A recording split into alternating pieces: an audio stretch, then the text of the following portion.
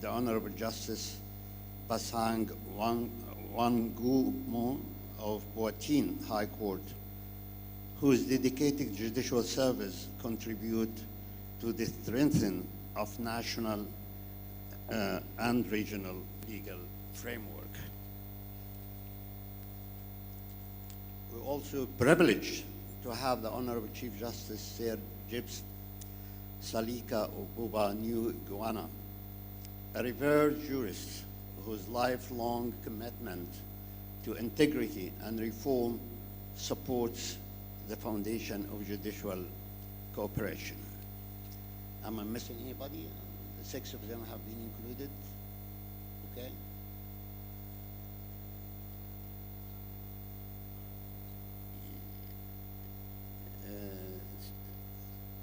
Chief Justice Benin, have I mentioned your name already? Who is missing? Anybody? That's what I'm asking. No, I've included all of them. Thank you very much. Thank you very much. So now I'll please welcome all of them. Sorry.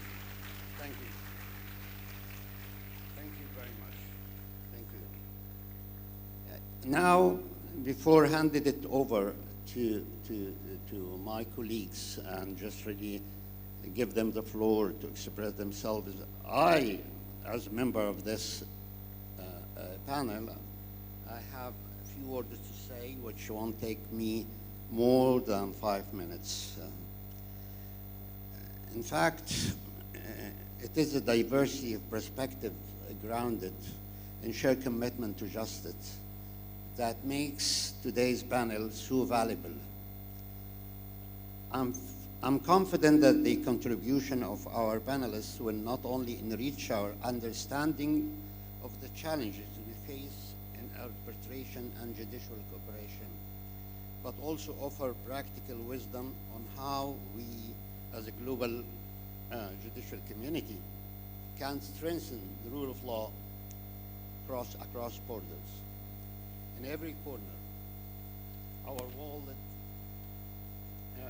wallet, the law is being asked to do something extraordinary, to keep back with a wallet that is changing faster than any time in living memory.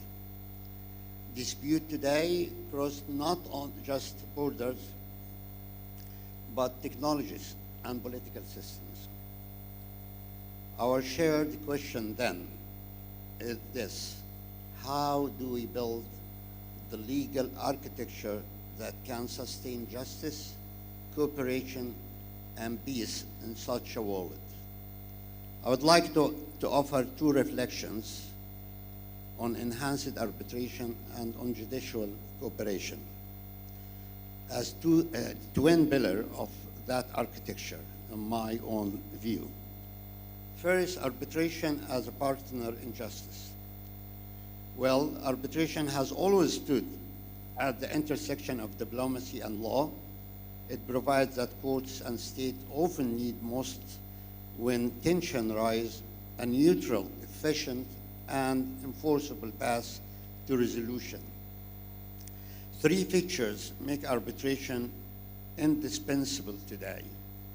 First, efficiency.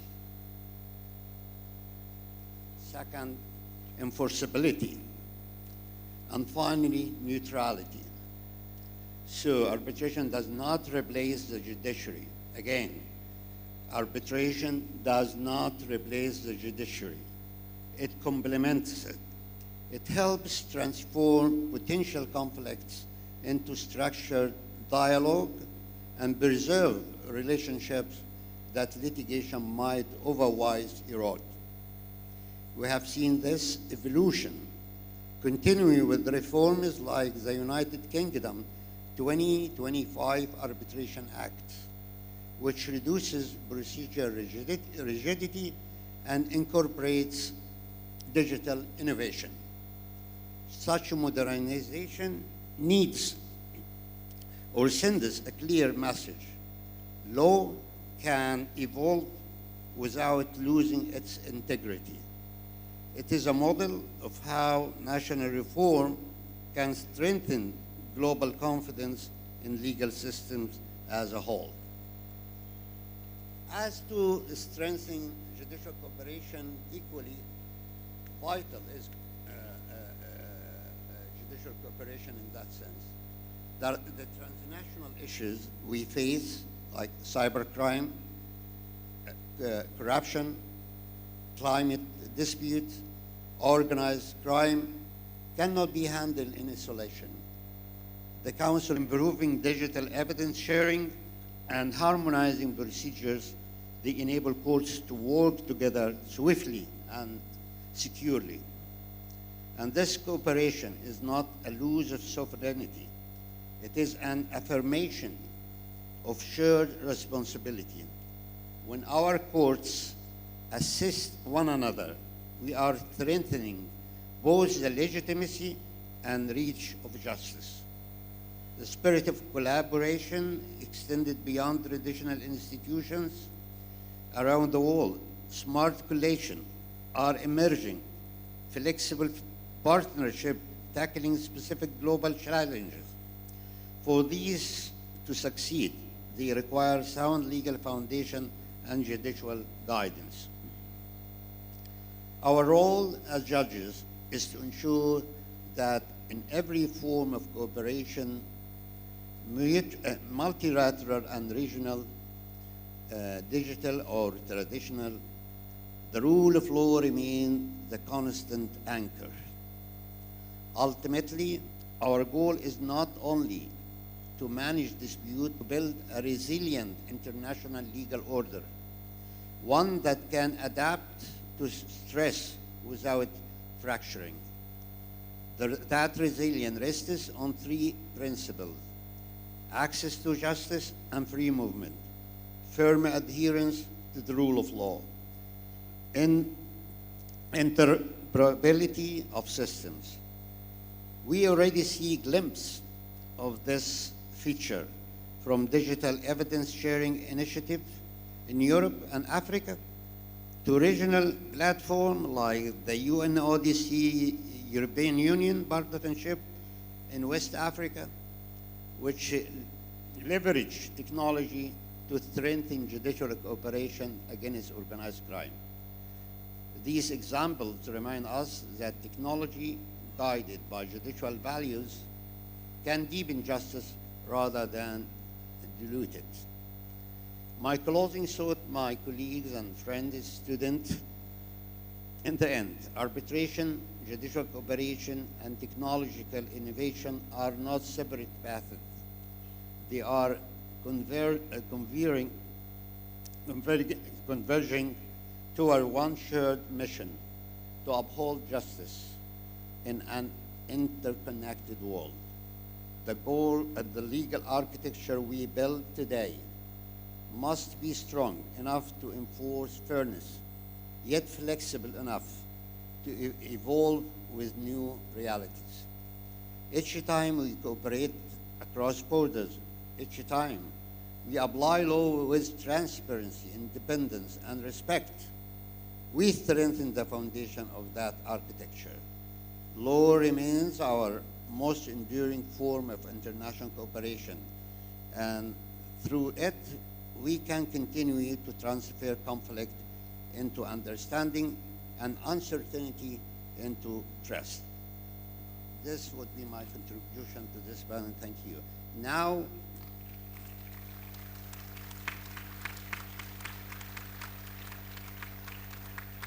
I turn it to our panelists, and I would just start with the Honorable Chief Justice Mafalala. So the floor is yours to reflect on what we have said and on your experience as well. Thank you, Program Director. The topic for this panel is building tomorrow's legal architecture, enhance arbitration and judicial cooperation. Arbitration is an alternative dispute resolution method where a neutral third party makes a binding decisions, whereas judicial cooperation refers to the interaction and coordination between courts and judicial systems. Judicial cooperation supports arbitration by enforcing agreements and awards. The goal of arbitration is to provide a faster, more private, and less formal alternative to traditional litigation with minimal court intervention. Arbitration comprises an alternative dispute resolution process where the parties submit their dispute to a neutral arbitrator for a binding decision. It is designed to be a speedy and cost-effective alternative to court proceedings. It operates on the principle of party autonomy, giving parties significant control over the process. Judicial cooperation is the interaction and coordination between national and international courts. It helps to ensure the enforceability of agreements and awards. By so doing, the courts are used to resolve conflicts. To that extent, judicial cooperation involves a balance between party autonomy in arbitration and the necessary oversight and support from the judiciary. Statutory legislation provides a framework that defines the limited circumstances under which courts can intervene, aiming to promote efficiency and finality in arbitrary awards and courts where there is an agreement or an award. The objective of arbitration legislation is to minimize judicial intervention, restricting courts to specific functions like appointing arbitrators when the parties fail to do so, or provide assistance in the enforcement of agreements and awards. Eswatini's arbitration law is based on the Arbitration Act of 1904, which is a very, very old legislation. It provides that parties may submit to arbitration, or the court may refer the matter to arbitration. Similarly, the parties may agree to an arbitration failure which the court may appoint an arbitrator. An award is made an order of court to be enforceable at the instance of either party. The Industrial Relations Act, which governs labor relations, also establishes a framework for the settlement of industrial disputes between employers and employees. Eswatini has the Reciprocal Enforcement of Judgments Act of 1922, which relates to international commercial arbitration and the enforcement of foreign arbitral awards and adherence to international conventions. A foreign arbitral award, which has been registered with the High Court of Eswatini, becomes enforceable. International arbitration is a private, consensual, and binding method for resolving cross-border disputes outside of national courts using private arbitrators. It is often faster, less expensive, and more efficient than domestic litigation, making it popular for international commercial investment. Arbitral awards are final and binding, and the New York Conventions ensures that they are enforceable across member states. However, the New York Convention is restricted to those states which are party to the convention.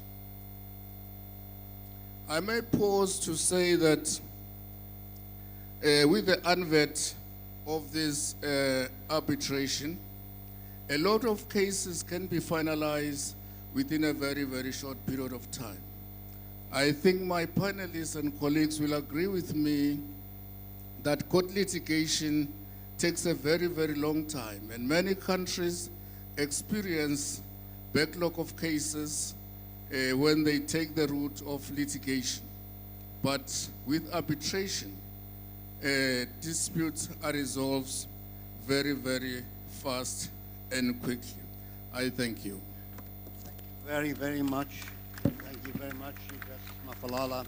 You've really enlightened us about this generalities on arbitration and the specific experience of Eswatini. Thank you. Now, I turn it to the Honorable Chief Justice Salika, Supreme Court, Papua New Guinea. Thank you, Mr. Chairman. Yes, we have three-tier court system in Papua New Guinea: the district courts, the national court, and the Supreme Court. The district court is a trial court, and the appeals are heard in the national court. National court is a trial court as well. Appeals from there are heard in the Supreme Court. The Supreme Court is also a constitutional court that deals with constitutional issues that arise, and a panel of usually 5 to 7 judges is empaneled to determine those constitutional issues. So that's how our structure, the court structure in Papua New Guinea works. And that's up to the Chief Justice to manage that aspect of the court work in Papua New Guinea. Brief, that's it. Thank you very much. Thank you for enlightening us about the court structure on Guam. Thank you. So now,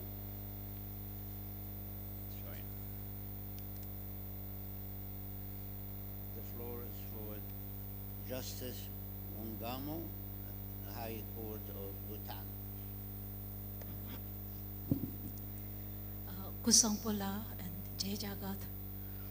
I think today I need the strength of Dr. Bharti. Where is she? Because she makes me feel, the fear. So I wish she's somewhere here. It is a privilege to speak on behalf of Kingdom of Bhutan, a small nation in size, but one that aspires to contribute meaningfully to global search for peace, justice, and harmony. Our development philosophy, gross national happiness, teaches us that progress must be rooted in compassion, fairness, and collective responsibility. In today's world, these values are more relevant than ever. Before I proceed further, I wish to convey a special message from Bhutan's Chief Justice, His Excellency Nobusring. His Excellency was the first Bhutanese representative to attend this very conference in 2006, and he has instructed me to express Bhutan's deep gratitude to the organizer and founder of City Montessori School for providing this sacred platform, a platform where even small nation like ours can share our voice in shaping the global dialogue on justice, peace, and environment. And I'm honored to convey his message today. As we gather to reflect on building tomorrow's architecture, Bhutan offers a simple conviction: when rule of law is strong, nation flourish. When rule of law falters, humanity suffers. The future of global stability will depend primarily on the strength of our legal system, our commitment to fairness, cooperation, and shared goals. In Bhutan, we view arbitration as one of the great equalizer of international system. As our economy opens to the world and our foreign investment landscape grows, we have learned that investors look first for trust that contract will be honored, and that dispute will be resolved impartially, and that justice will not be delayed. Our Alternative Dispute Resolution Act, inspired by the ancestral model law and our accession to New York Convention, reflects Bhutan's belief in global legal order, where fairness transcends border. For us, arbitration is not merely a technical tool, it is a bridge that connects small markets with global economy, that connects local entrepreneur with foreign partner, and that connects national aspiration with international confidence. While arbitration fosters economic certainty, judicial cooperation ensures collective safety and justice. Today, crime moves faster than law. Cyber criminals, traffickers, criminal network cross border with ease. If justice cannot border with equal speed, no nation, small or nation, can remain secure. Likewise, the market moves faster than regulation. Corporation, investors, and trade networks span globe with ease. If economic justice cannot cross border with equal strength, no economy, large or small, can remain stable. For these reasons, Bhutan attaches great importance to modernized and principled and respectful judicial cooperation. The global landscape is shaping. Consensus is often hard to achieve, yet cooperation remains indispensable. Bhutan, therefore, supports the strengthening of multilateralism along smart, agile coalitions that address shared concerns from cybersecurity to environmental crisis, from human trafficking to protection of vulnerable population. A call to collective purpose. So, Your Excellencies, if the international system is a house, then rule of law is its foundation. And today, the foundation needs strengthening. Bhutan humbly proposes 3 guiding principles: interoperability. Let our legal systems speak to each other, so decisions, evidence, and awards move across border as swiftly as threat we confront. Capacity, let no nation be left behind. Justice must be shared strength, not a privilege of powerful. Neutrality, let dispute resolution remain sanctuary of fairness, protected from political currents where justice serves only truth.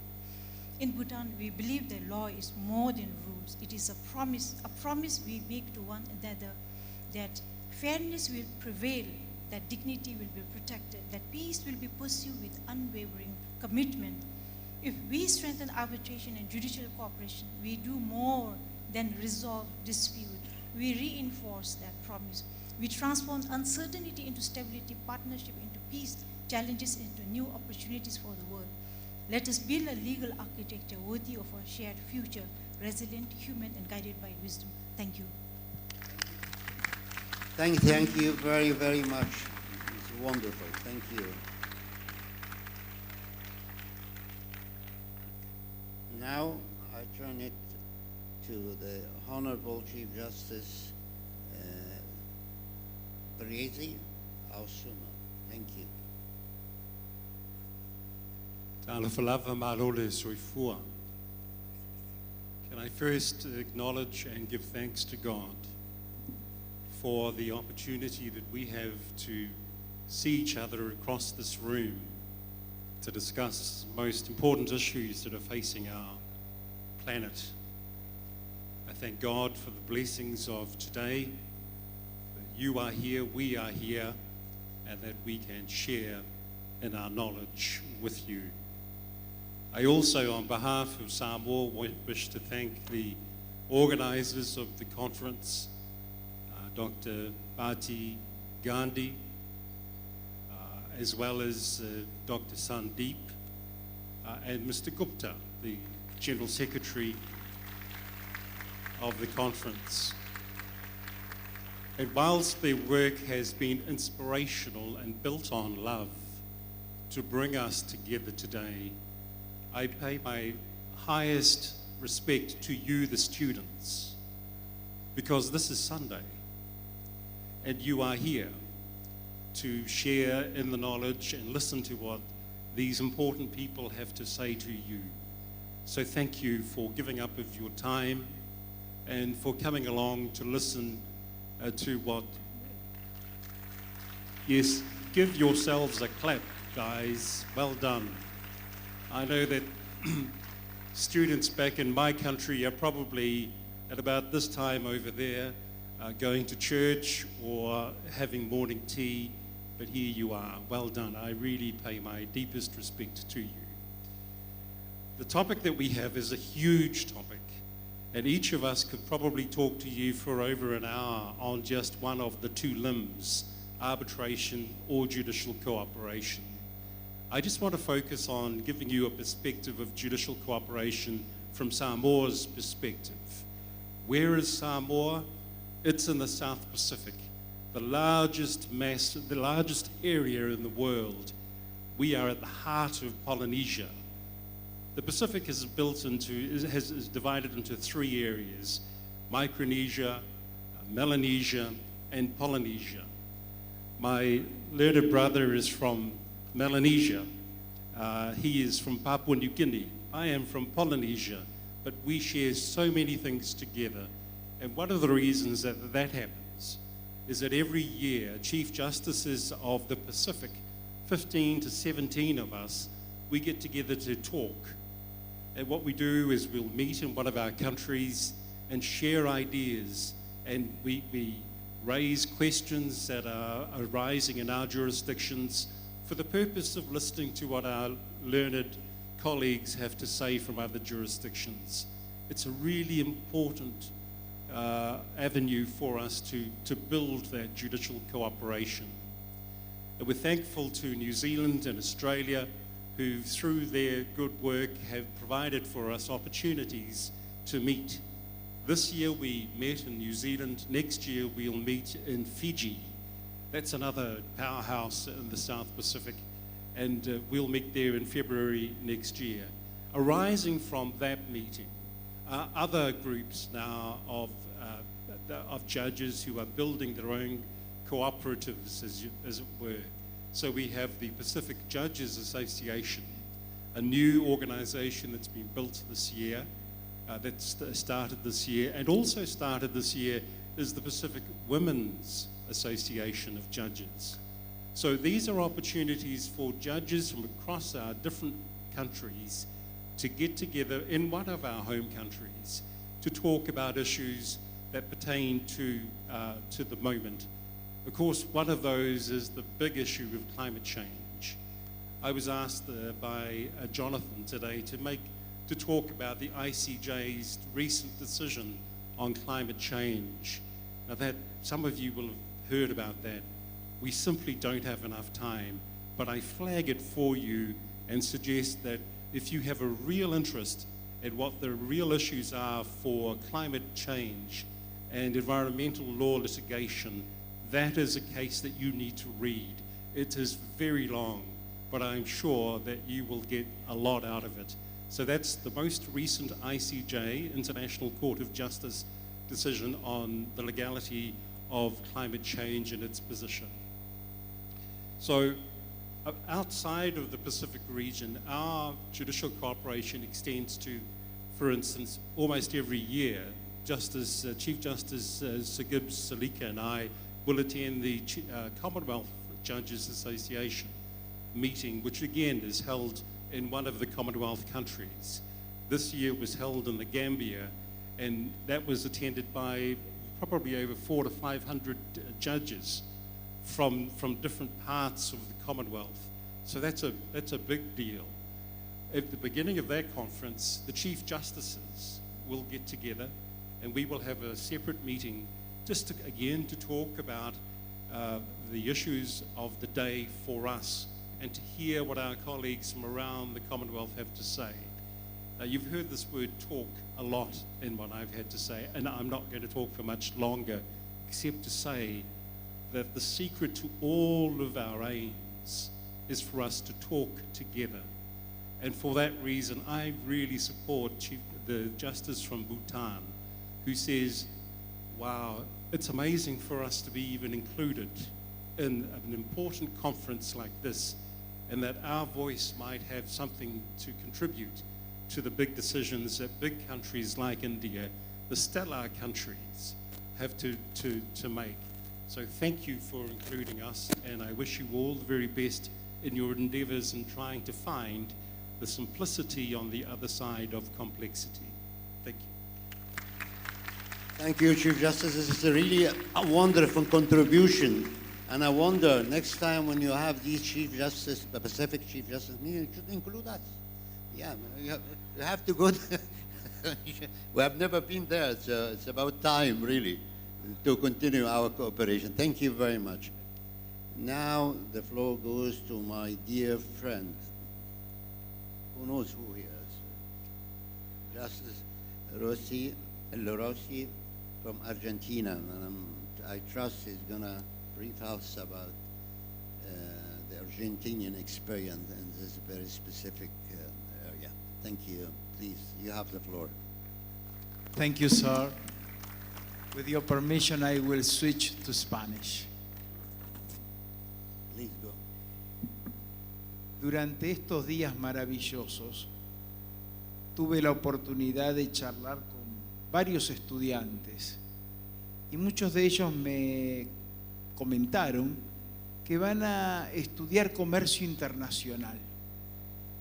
Y eso no es una casualidad.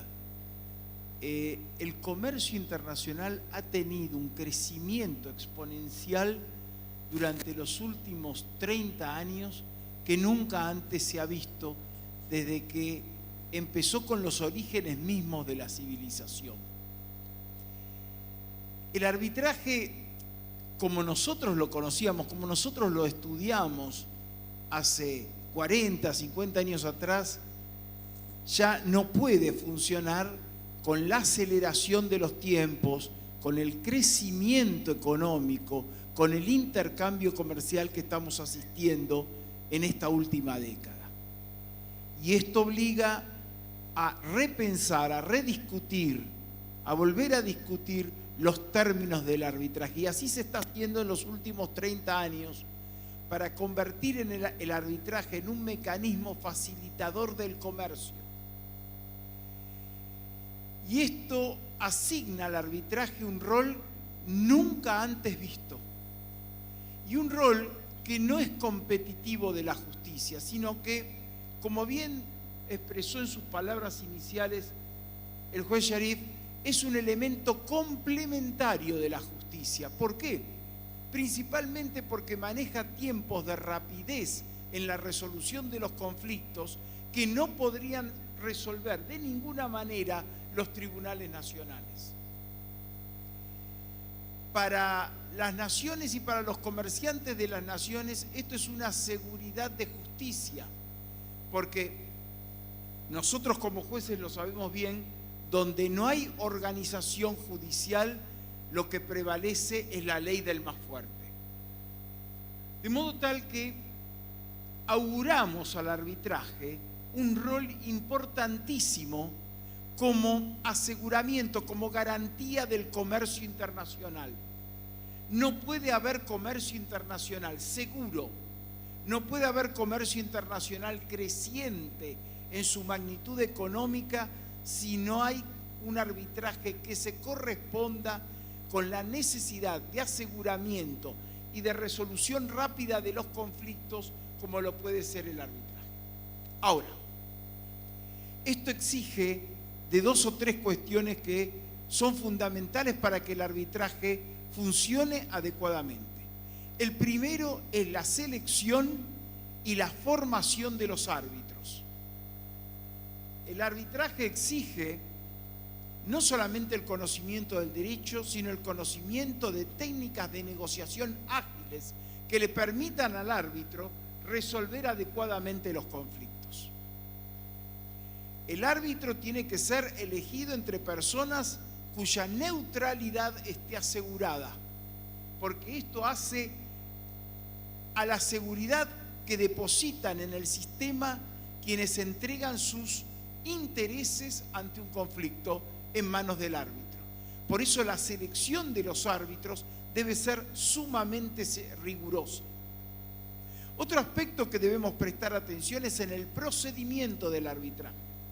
El arbitraje debe tener un procedimiento ágil, puesto que si no lo es, si el procedimiento del arbitraje es lento, entonces pierde el sentido de su funcionalidad y por ende termina en desuso, que fue lo que pasó en muchos países, donde se establecieron normas de procedimiento tan lentas, tan pesadas, que finalmente no cumplían la finalidad para la cual el arbitraje ha sido creado. La cooperación internacional en este tema es esencial. ¿Por qué? Porque luego de emitir su laudo arbitral, tenemos que asegurarnos el cumplimiento del mismo. No vale de nada tener un laudo arbitral favorable si luego las leyes de procedimientos de los países donde el laudo debe ejecutarse hacen imposible su cumplimiento. De modo que el tema de la ejecutabilidad no es un tema menor y debe prestarse atención especialmente en los tratados internacionales, que generalmente se llenan de palabras en torno a los adjetivos que merece la institución, pero no prevén las soluciones prácticas que luego deben establecerse para que la institución realmente funcione. Nosotros como jueces siempre estamos preocupados por las cuestiones prácticas. No nos interesa tanto el discurso como la solución práctica de las cuestiones. Por eso prestamos tanta atención a estos temas y advertimos sobre la dificultad que esto puede presentar en la medida en que no se prevean los tratados respectivos. La cooperación internacional es fundamental y lamentablemente estamos asistiendo a una etapa en la cual esa cooperación está absolutamente fragmentada. Si bien hay ejemplos muy interesantes, especialmente a nivel continental, como es el caso de la Unión Europea, como es el caso en África, como es el caso en Sudamérica, lo cierto es que hay bloques comerciales que se han formado de una manera muy dura y esto a veces impide la ejecución. Y donde el inversor no tiene asegurada la ejecución de un laudo arbitral, no invierte. Entonces, países como los nuestros, que necesitan inversiones masivas de capital en áreas como la minería, la industria, la agricultura, necesitamos asegurar normas claras que faciliten las inversiones. No habrá inversiones donde no hay normas claras.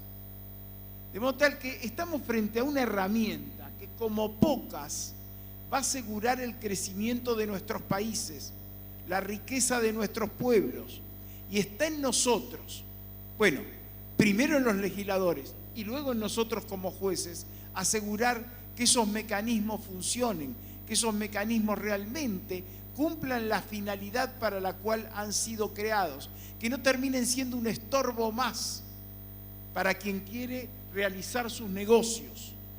De modo tal que yo celebro, señor presidente, la inclusión de este tema en la agenda de debate de los jueces, porque es un tema central. Si los jueces no debatimos estos temas, nos vamos a quedar convertidos en jueces de controversias pequeñas, en jueces de situaciones menores.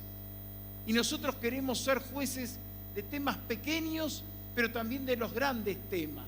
Y para eso tenemos que asegurar que las instituciones que están forjadas para eso cumplan la finalidad y tengan los procedimientos adecuados y las garantías jurídicas y económicas para que el negocio no se arruine. Con esto quiero terminar. Los negocios cada vez más están armados, están conformados para que los tiempos sean muy breves. No pueden someterse a largas discusiones judiciales.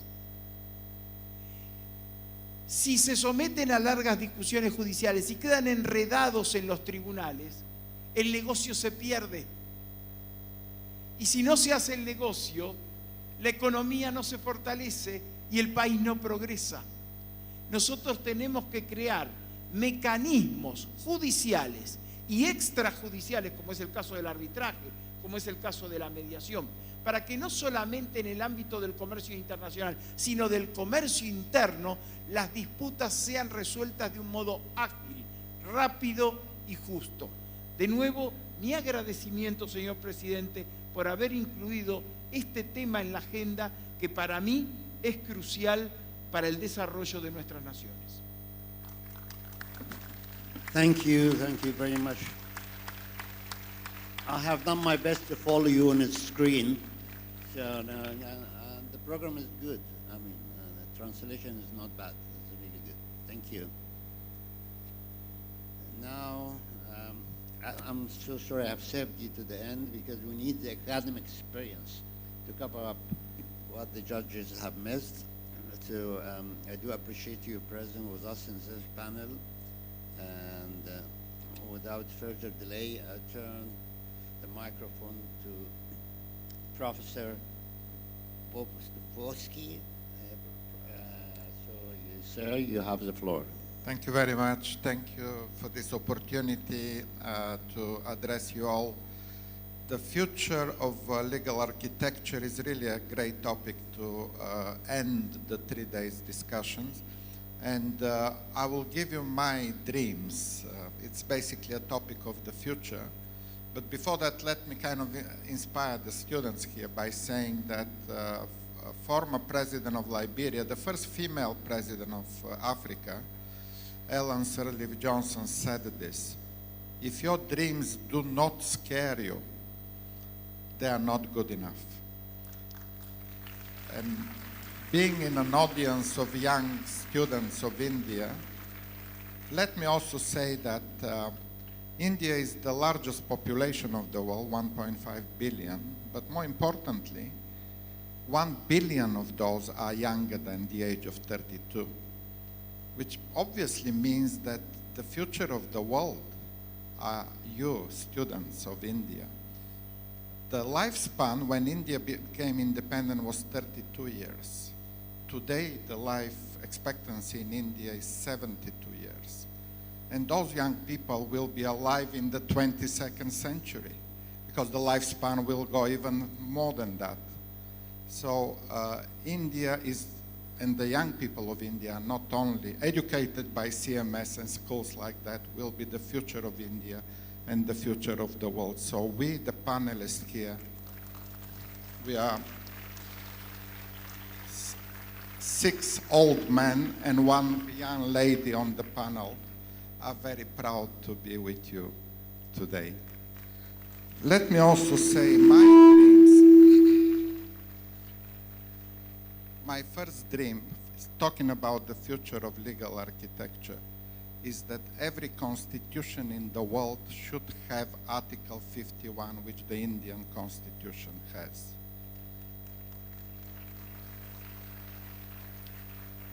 Another fact, if you want, no other country in the world going out of colonialism or imperialism, being independent for 78 years, has been democratic throughout those years.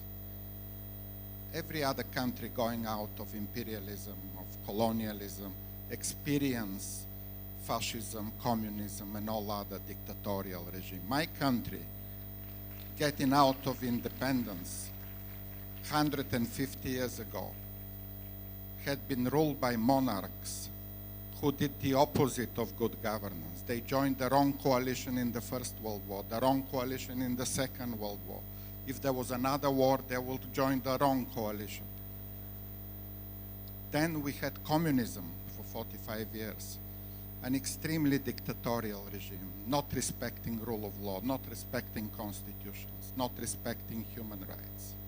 Only for the last 35 years, my country has really moved into rule of law and into human rights regimes. India, from day one, India became independent in 1948. And by the way, this is a mystery for me. Why only one country in the world, throughout its independence, have never abandoned the rule of law, the human rights, the independent judiciary, and the constitution? And somehow I have an answer to that. It's possibly because of somebody like Jawaharlal Nehru becoming the prime minister, with all his respect for diversity, respect for dialogue, adopting different opinions, and being so committed to democracy, rule of law, and human rights. But also the independent judiciary, another factor of India, which unfortunately the rest of the world is missing. We have very established democracies that are ruling now back to authoritarian style, denying independent judiciary, denying independent media. Even the largest and oldest democracy, United States, is going into the opposite way. So India for us here is an example of what the future legal architecture domestically should be. But let me move to the global constitution, and that's another thing we need to fix. We talked about this over the last 2 days. You heard from our team working on the second charter and its protocols. Augusto made that very clear. We need a new United Nations. We need a new constitution for the new United Nations, because the current one does not deliver, and we see that every day. And for that matter, again, I would like to say another famous expression that it's not because things are difficult we do nothing about them. Things become difficult exactly because we don't do enough about them. There is always a little bit of fear to dream, fear to move, fear to act. There are a lot of talks about changes, about elimination of the veto, how anachronistic is the permanent membership of the Security Council, but we don't see the General Assembly acting. 2/3 of the General Assembly can change all of that. We don't need to ask permission from the P5 to go ahead and to adopt the second charter. It could be done by a review conference. And we are still victims of our beliefs in some myths that were told 8 years ago, one of them being that the veto will save us from a third world war. That's really funny. Everywhere in the world I go around and I ask this question, give me one example, which veto, when, by whom, saved us from anything. I asked ChatGPT. ChatGPT doesn't have an answer. There is no single veto which saved us from a third world war. There is no single veto that did anything good. And if that is the fact, if that is acceptable and repeated by so many, including by our statesmen, our politicians in the General Assembly, why they don't sit together and change the charter? They require 2/3 majority to do that. It's 130. We don't need everybody. 130 countries in the General Assembly can do that. Another myth is that the UN would have not existed without the veto. Actually not, it was India. Before the independence, India was the founding member of the United Nations. The Indian delegates in the San Francisco conference were the rebels against the veto. A lot of countries were not happy with the veto. The entire Latin America, Brazil, Mexico, Uruguay, they were speaking against the veto. Poland, Australia, New Zealand, Philippines. The majority of the UN members were against the veto from day one. And they accepted it as a temporary gift. They said, okay, you won the Second World War, the big powers, here is a little bit of a present for you. You have a veto, but only for 10 years. And that was written in the UN Charter. Article 109 demanded the change of that. The first General Assembly in 1946 demanded the removal of the veto. Every speaker there from the South demanded the removal of the veto. It was a temporary gift for 10 years as a present to those who won the Second World War. And unfortunately, it didn't happen in 1955. And we are in 2025. We are 70 years later. We should go back to the dreams of all our middle and small countries members. Back then, by the way, supported by Britain, supported by China. The British ambassador in New York in the first General Assembly said, if the rest of the world want to remove the veto, we have a moral obligation to do that. The Chinese ambassador said the same. We are happy without the veto if the rest of the world wants that. It's time to do that because, and often people say, nothing will change if we remove the veto. Nonsense. A lot will change. Imagine a world without veto, where the Security Council imposes sanctions on Russia and sanctions on Israel. It's a lot of difference because Russia cannot sell a single barrel of oil to any country in the world, legally. Of course, countries may violate international law, but they should bear the cost and the shame of doing that. if all the countries in the world are legally mandated to stop trading with Israel, it will be a different world. Sanctions against aggressors, sanctions against war criminals is the right future architecture of the world, and we should all do that. Thank you. This is very enlightening. Thank you very, very much. Thank you very much. Well, I'm not sure how much time left for us here. How much time left for us? Yeah. Oh, yes, yes, this is what I'm planning to do. So, okay. But your question does not count. We mean 2 questions per student. No, go ahead. Yeah, go ahead, Peter.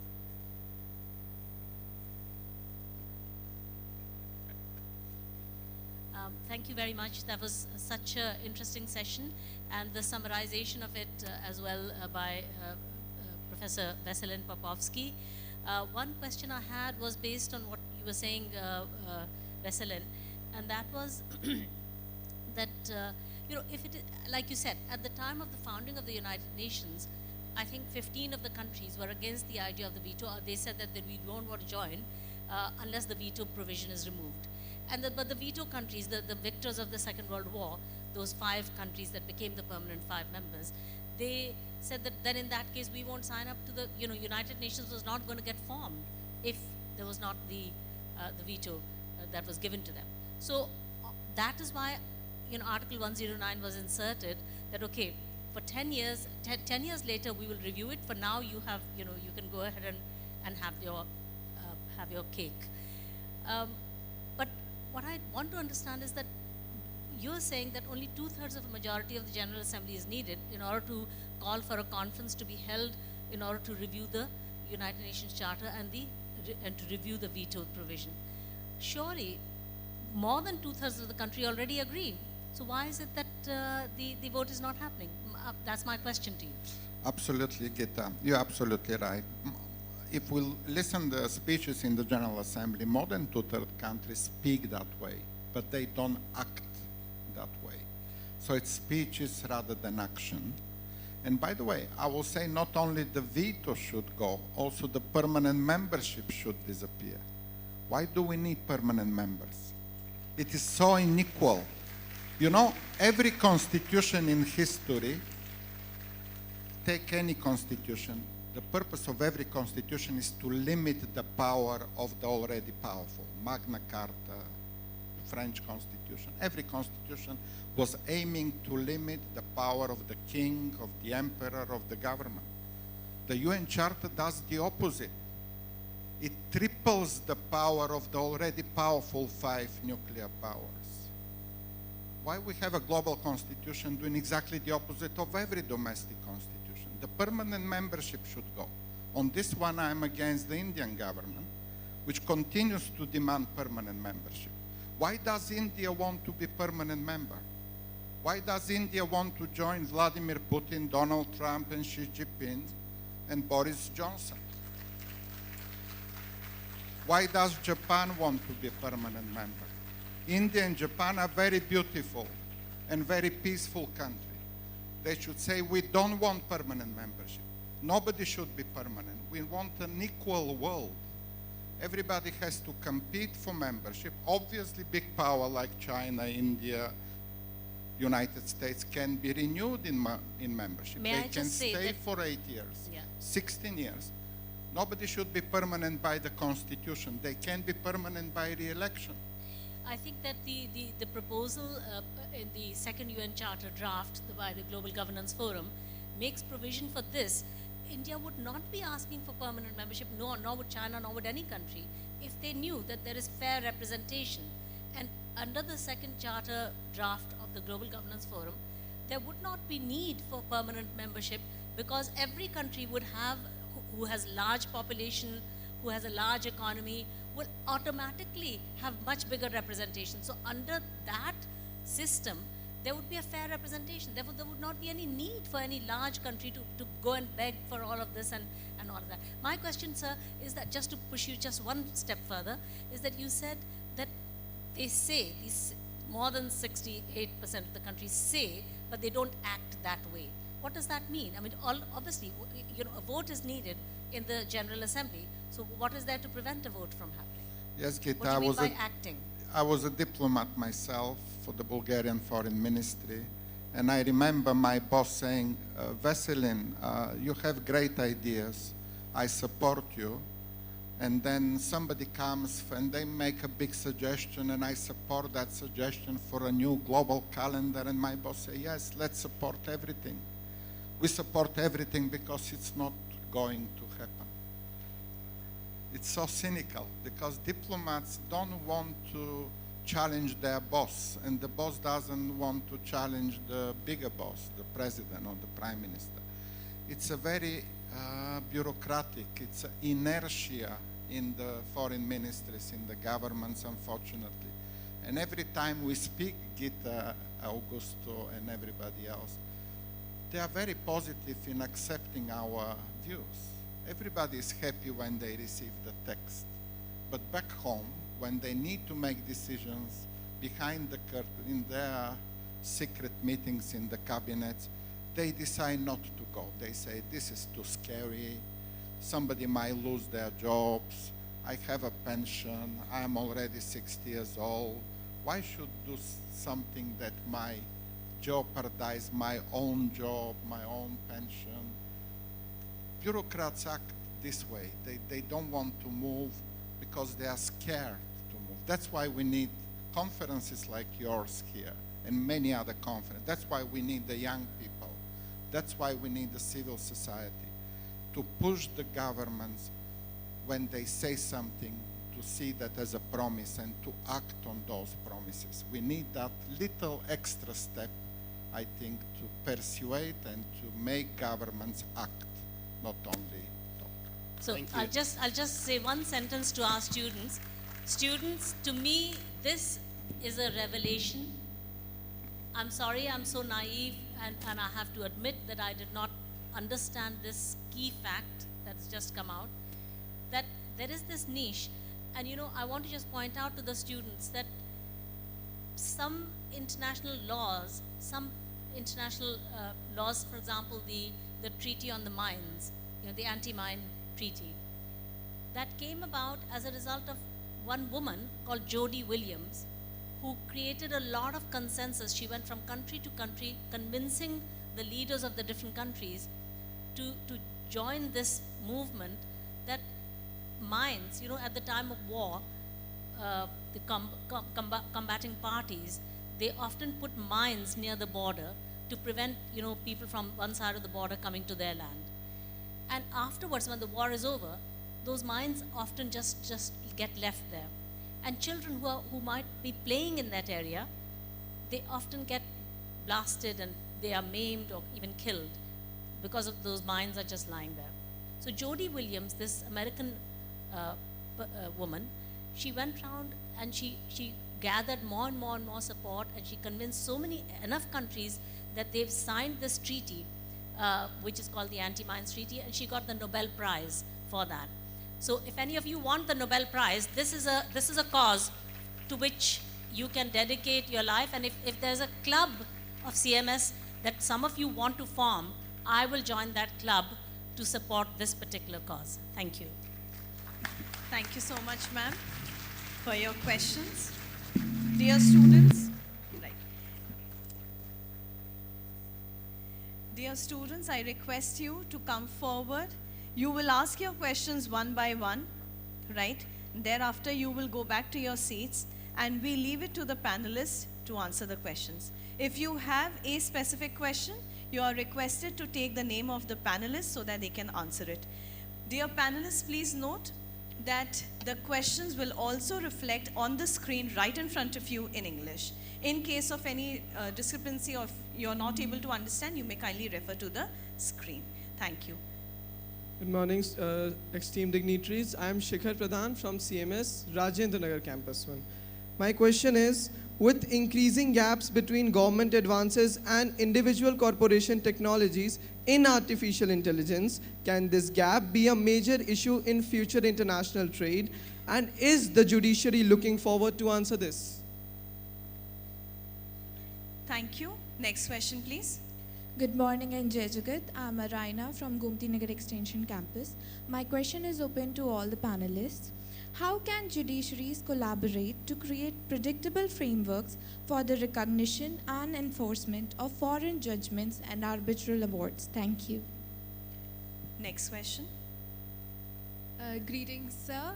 My question is, building on what you had said earlier, in cross-border disputes, what are some of the biggest challenges that courts face when cooperating with each other? Thank you.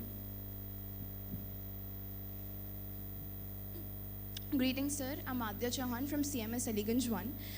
Our last speaker mentioned that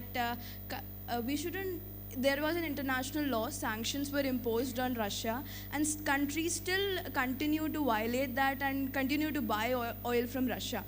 So, in the end, this comes as it was a punishment that was given, which is not being followed. So, do you think that punishment, sanctions as punishment, are the best resort for it, or do you think something else should be imposed rather than sanctions on countries to moderate peace? Thank you.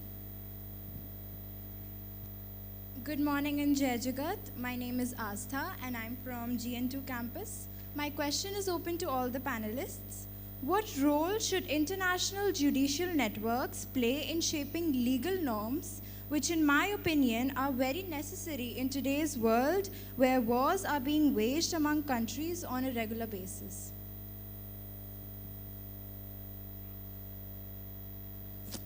Jai Jagat, honorable dignitaries, Your Excellencies, I have a question that if arbitration is a reliable fragment of international law, if all the countries follow the same ideology, won't it give rise to slow and corrupted justice as viewed from the eye of a normal civilian? I request our panelists if you could take the questions one by one. The flow of question, I'm not sure whether. So, anybody reflect, Chief Justice?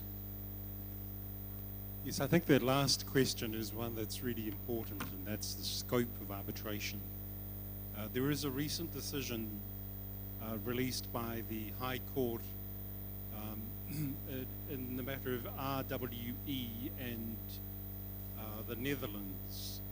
And this was a case that was brought by a German company and an attempt then by the Netherlands government to say that the arbitration that they were trying to force the Netherlands government to enter into was one that was illegal.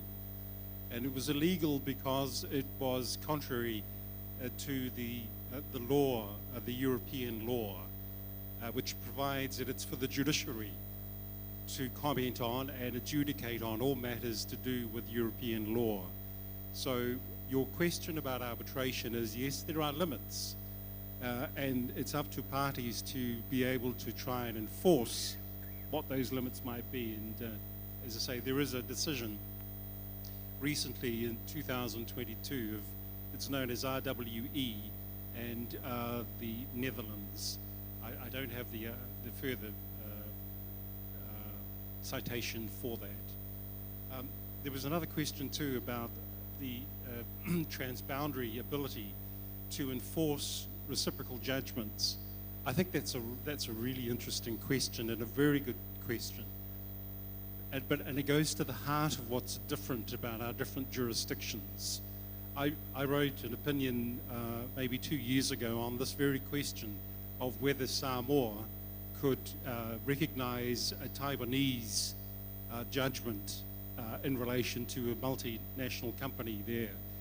And it is a very interesting question because one of the key issues is whether or not they follow the kind of law that we accept as being law in Samoa. So there is a need for further discussion between countries to try and find a way to harmonize that, because at the moment, for instance, some of our judgments in Samoa are not enforceable in Australia. I don't know why. We both follow the same kinds of rules. So there is a need for harmonization. And I think that's a very good point that you raise, that we should be looking at for cross-boundary issues. Rossi? Thank you, sir.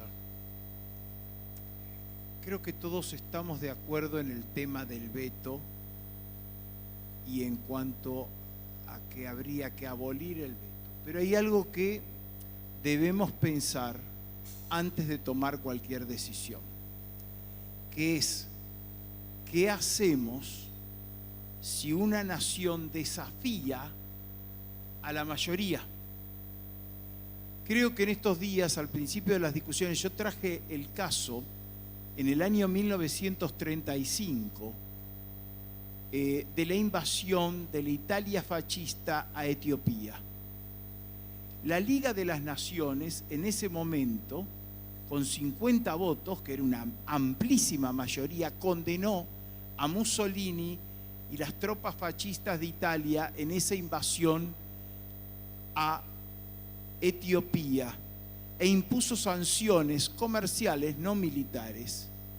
En un célebre discurso ante Roma, ante miles y miles de italianos, Mussolini, en una bravata típica de él, se reía públicamente de la decisión de la Sociedad de las Naciones, que eran como incapaces, como impotentes para poner alguna sanción que no fuera alguna sanción moral o comercial.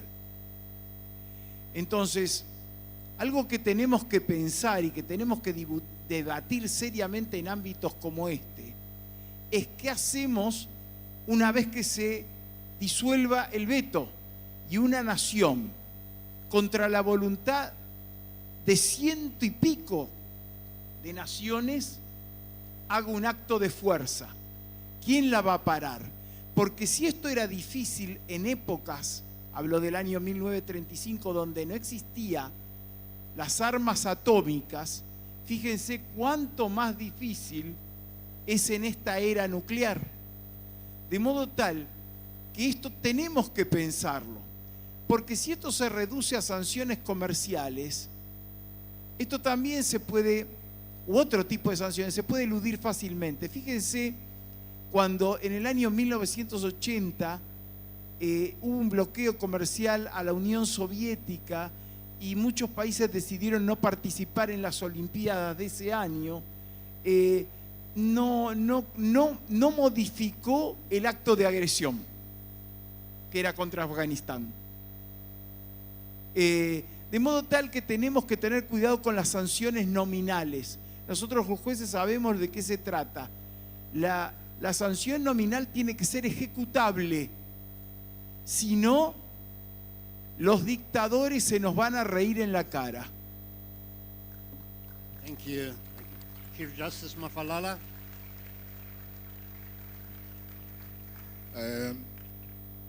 I would love to pose something to think about. The theme of the conference is reforming the United Nations. It is a very, very noble endeavor. Now, what will happen is that at the General Assembly, they will agree that the United Nations should be armed to the extent that the Security Council loses its veto power. When the issue comes to the Security Council, one permanent member of the Security Council will be able to veto that proposal to reform the United Nations. We come back to square one.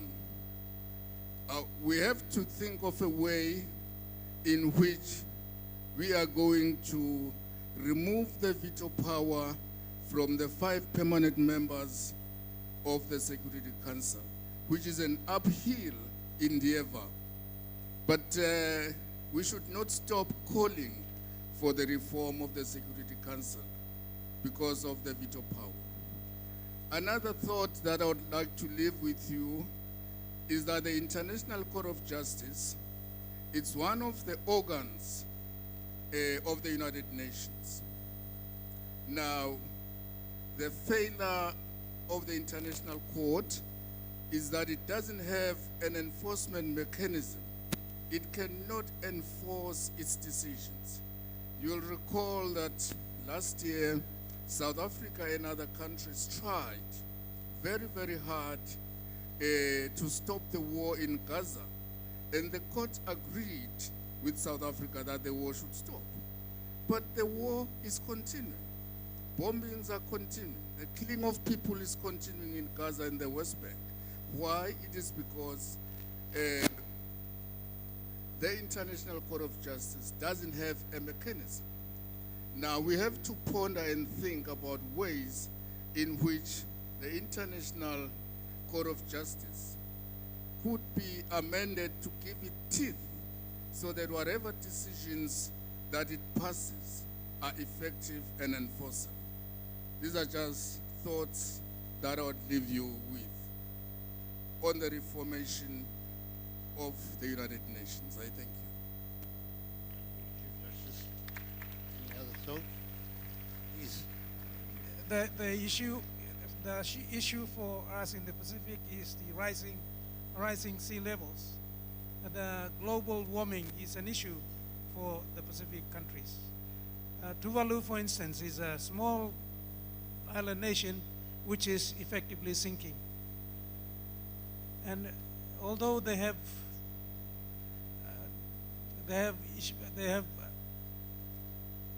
asked the United Nations and other places in the International Court of Justice to stop the industrialized countries, to stop the idea of emitting all their waste into the sea, thereby raising the sea levels in the Pacific Island countries. And as a result, some of the islands like Tuvalu and the other small islands like Kiribati, there's a danger of us losing them. Some parts of Kiribati are already underwater. Some parts of Tuvalu are already underwater.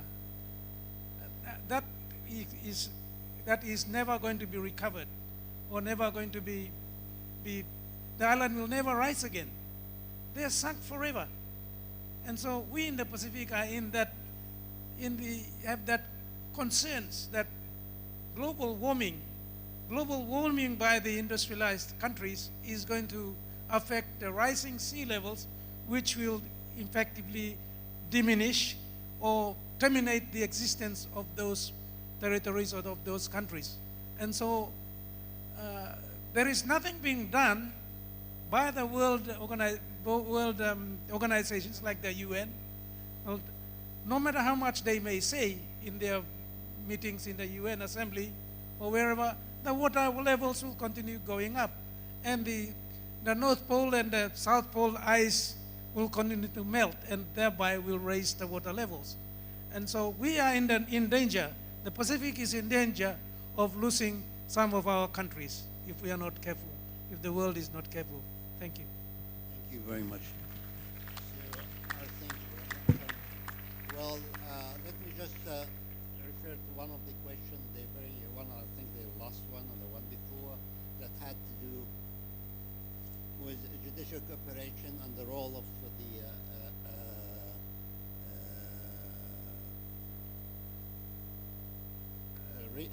rule of the judicial networks. Well, I mean, judicial networks, we see them quite often either at a regional level or a specialized level. Really, do we see them Sir, could you working please hold the globally? mic closer? Sorry? Yeah, mic closer. From my own understanding that these judicial networks that we are having today within the entire judicial frame are either working regionally or specializing. So they either specialize in certain area of law or working at a regional level. quite few of them who have international or global mandate, and those would be constituted usually within a multilateral arrangement among the UN member states. And perhaps I would refer to one of them that comes to my mind at this point, when you look at the Hague Convention on Child Abduction and the Hague Conference in Private International Law, we would find one of these global judicial networks that been established under the Hague Convention on Child Abduction to serve the purpose of child abduction cases among the contracting parties, which all are a huge number of the states who suffer from child abduction mechanism. Child abduction cases would be within this mechanism that allows judges from those contracting states to settle dispute in this area peacefully in very simple procedures by contacting each of them as a contact officer within the institution. This is a very recommended form of international network cooperation that could be applied in other areas. Anyhow, I believe we have reached the end of our this interesting, valuable session today. Yeah, do we have time for this? Do we have time? Sorry, sir, we are running behind schedule. So we can speak to them directly. Thank you. Yes. Thank you. Yeah. Thank you so much, Your Excellencies. Thank you. Let me thank the speaker, the panelists, for giving us the opportunity to be here, and we thank you all for listening. Thank you. On behalf of City Montessori School, I extend heartfelt gratitude to our moderator, Justice Sheriff, and all our esteemed panelists for their invaluable contribution. Definitely, the panel session has been engaging. I request all protocol officers to kindly move up on the stage and escort their guests back to their respective seats using the side staircase. I request all protocol officers to quickly come up on the stage and ensure that your guests are escorted back to their seats, and kindly use the side staircase.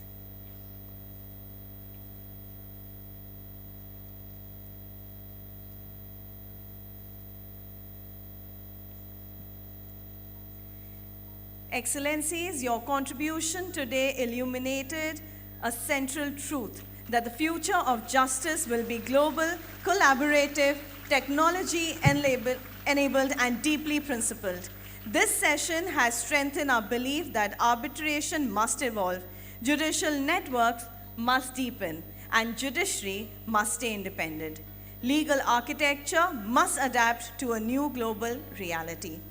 May we please draw the curtains?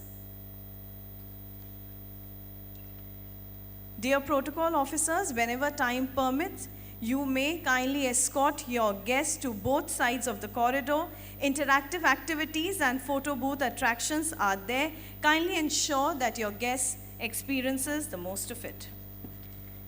Dear students, there is an announcement. We found this black phone.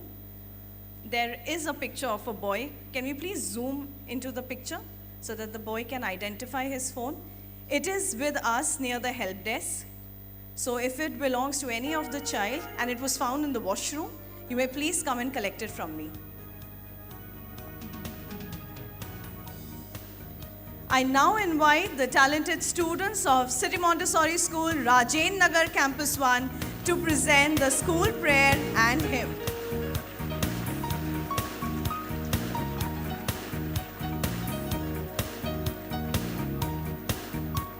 Ladies and gentlemen, before we move ahead, let us take a moment to reflect on the extraordinary vision that brought us all here.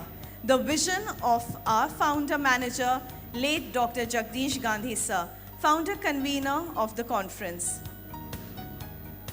Dr. Gandhi believed that the children of the world are the most powerful moral authority, not because they hold political power, but because they represent the future. The future that we must protect through law, justice, and global cooperation. Many years ago, while observing his students, he asked himself, what world are we handing over to these innocent children? And that one question sparked a movement that called upon the world judiciary to rise above national boundaries and think like guardians of humanity. Dr. Gandhi deeply believed that peace is not an accident, it is a decision. Justice is not a national concept, it is universal. And the survival in the 21st century depends on a world governed by law, not by weapon. His dream was simple yet profound, a peaceful world order based on enforceable international law. May I request the talented students of Rajendra Nagar Campus 1 to kindly take the floor.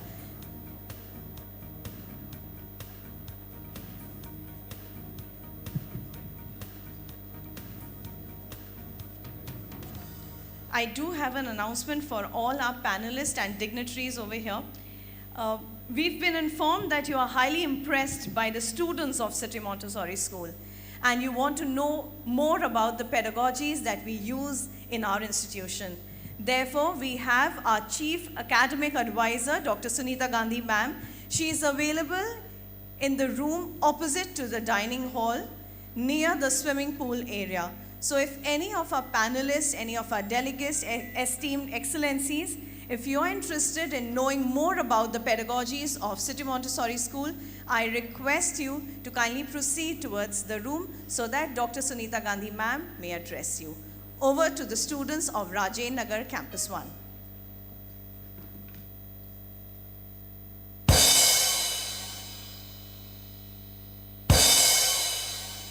I request everyone to kindly stand for the school prayer.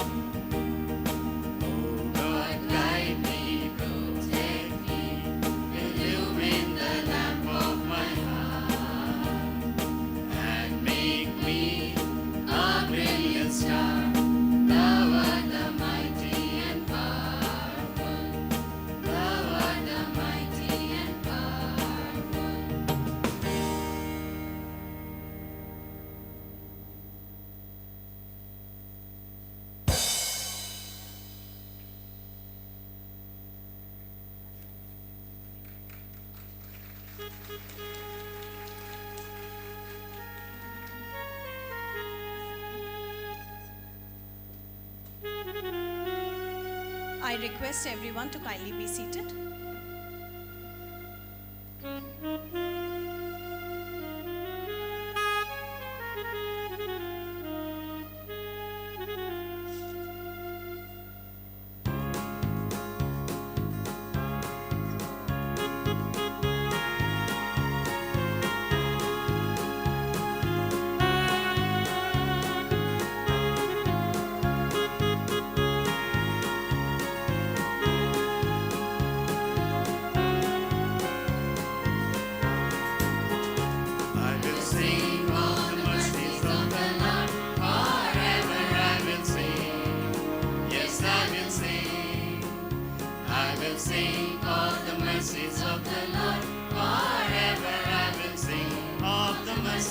the Lord. I will sing of the mercies of the Lord, forever I will sing. Yes, I will sing. I will sing of the mercies of the Lord, forever I will sing of the mercies of the Lord. With my mouth will I make known thy faithfulness, thy faithfulness. With my mouth will I make known thy faithfulness to all generations. I will sing of the mercies of the Lord, forever I will sing. Yes, I will sing. I will sing of the mercies of the Lord, forever I will sing of the mercies of the Lord. Yes, I will sing of the mercies of the Lord. Yes, I will sing of the mercies of the Lord.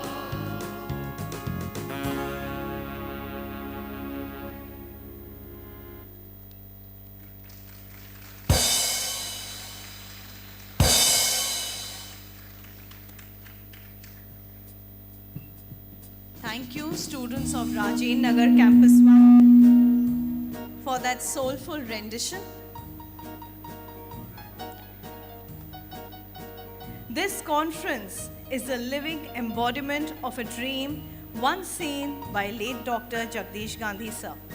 Every year when Chief Justices, judges and world leaders assemble here, they reaffirm Dr. Gandhi's belief that judiciary is indeed the last hope of humanity's survival.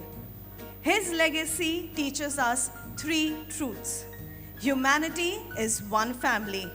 The problems of one nation are the concerns of all nations.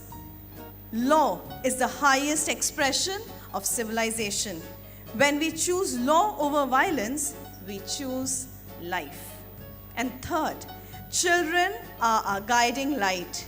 Every decision made in this conference must answer one question. Will this make the world safer for the children? Today, as we continue with our program, let us remember that every panel discussion, every resolution, every idea shared here is a promise. A promise to the millions of children whose future depends on the decisions we take today. That, ladies and gentlemen, is the true legacy of Dr. Gandhi sir.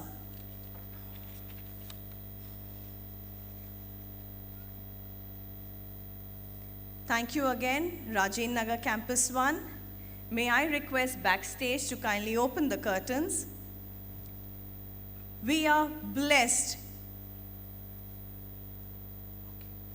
So I've been told that they need at least 2 more minutes. Distinguished delegates, 2025 is not just another chapter in history. It is a turning point. We stand at a moment when the global order is shifting faster than our legal frameworks can keep up. Consider this. Artificial intelligence can make decisions faster than courts can interpret them. Cybercrime can attack nations without crossing a single border. One heat wave can displace thousands. One glacier melting can affect millions. Conflicts in one region can ripple across the world economy within ours. And outer space, as a place once meant for exploration, is now crowded with satellites, debris, and rival interest. The world is no longer divided by geography. The world is divided by capacity, the ability to respond to crisis. We now move on to our next panel discussion. We are blessed with the presence of globally respected judicial luminaries who will share perspective on constitutional governance, just delivery, and global peace, themes central to the conference's conceptual background and global legal architecture. It is my honor now to invite our panel. First up, I would request all protocol officers to kindly ensure that your guests are escorted up on the stage and seated in your presence. Kindly use the side staircase. First up, we have Honorable Justice Mapadua Batia Dedalo, President, Constitutional Council, Mauritania. May we give Sir a huge round of applause? The second panelist for today is Honorable Justice Dr. Fatuma Tera, President, Supreme Court, Mali. Sir is already here, making up his way to the stage. The third panelist for today is Honorable Justice John Antonio da Asubo Baptista Barro, Deputy Chief Justice, Supreme Court of Mozambique. I request all protocol officers to please escort your guests up on the stage. The next panelist for today is Honorable Justice Shirley Kamchaibo, Deputy Chairman, Supreme Court, Kyrgyz Republic. Dear students, you need to give a better applause and more appreciation for our honorable justices.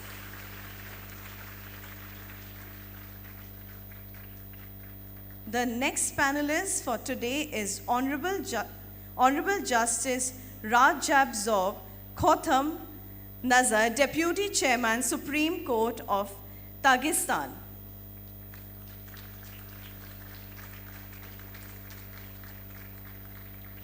The third last panelist for today is Honorable Justice Dr. Josepha Vincent Izanga Pellegrini, Superior Judge, Superior Court of Justice of Lima, Peru. I request the protocol officers to kindly ensure that your guests are escorted up on the stage.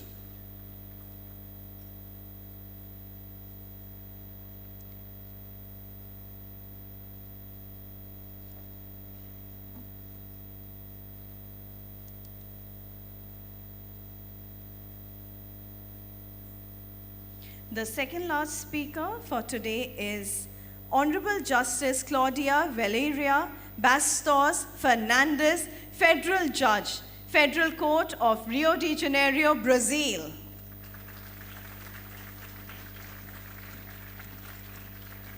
And the last speaker for today's panel is Honorable Justice Dr. Felipe Esteban Uchoha, Judge, National Court of Justice, Ecuador.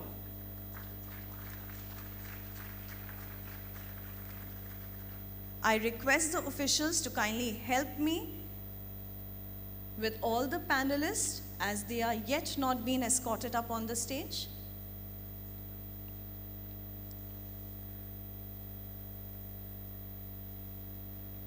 I request the kind presence of Honorable Justice Mapadua from Mauritania,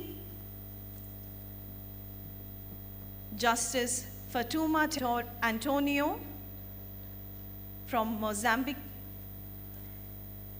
Honorable Justice from Kyrgyz,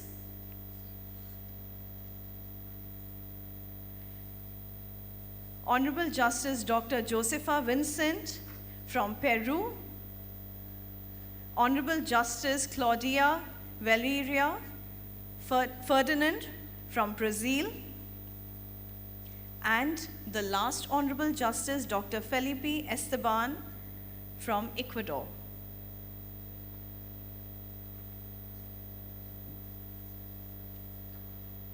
In the meantime, dear kids, let's have our first panelist. Honorable Justice Mapadua Batia Diallo from Mauritania, President of the Constitutional Council of Mauritania, a guardian of constitutional order and the rule of law, stability in the region. May I request the kind presence of Honorable Justice?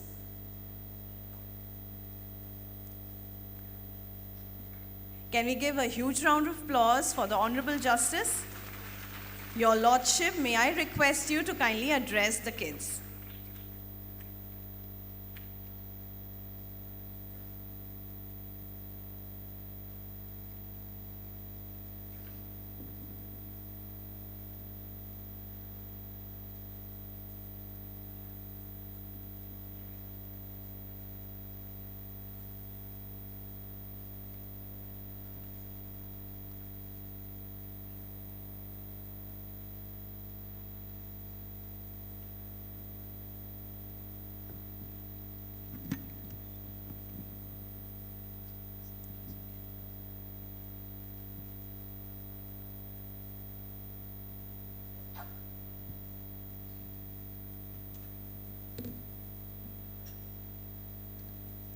I request Honorable Justice Mapadua to kindly address the students.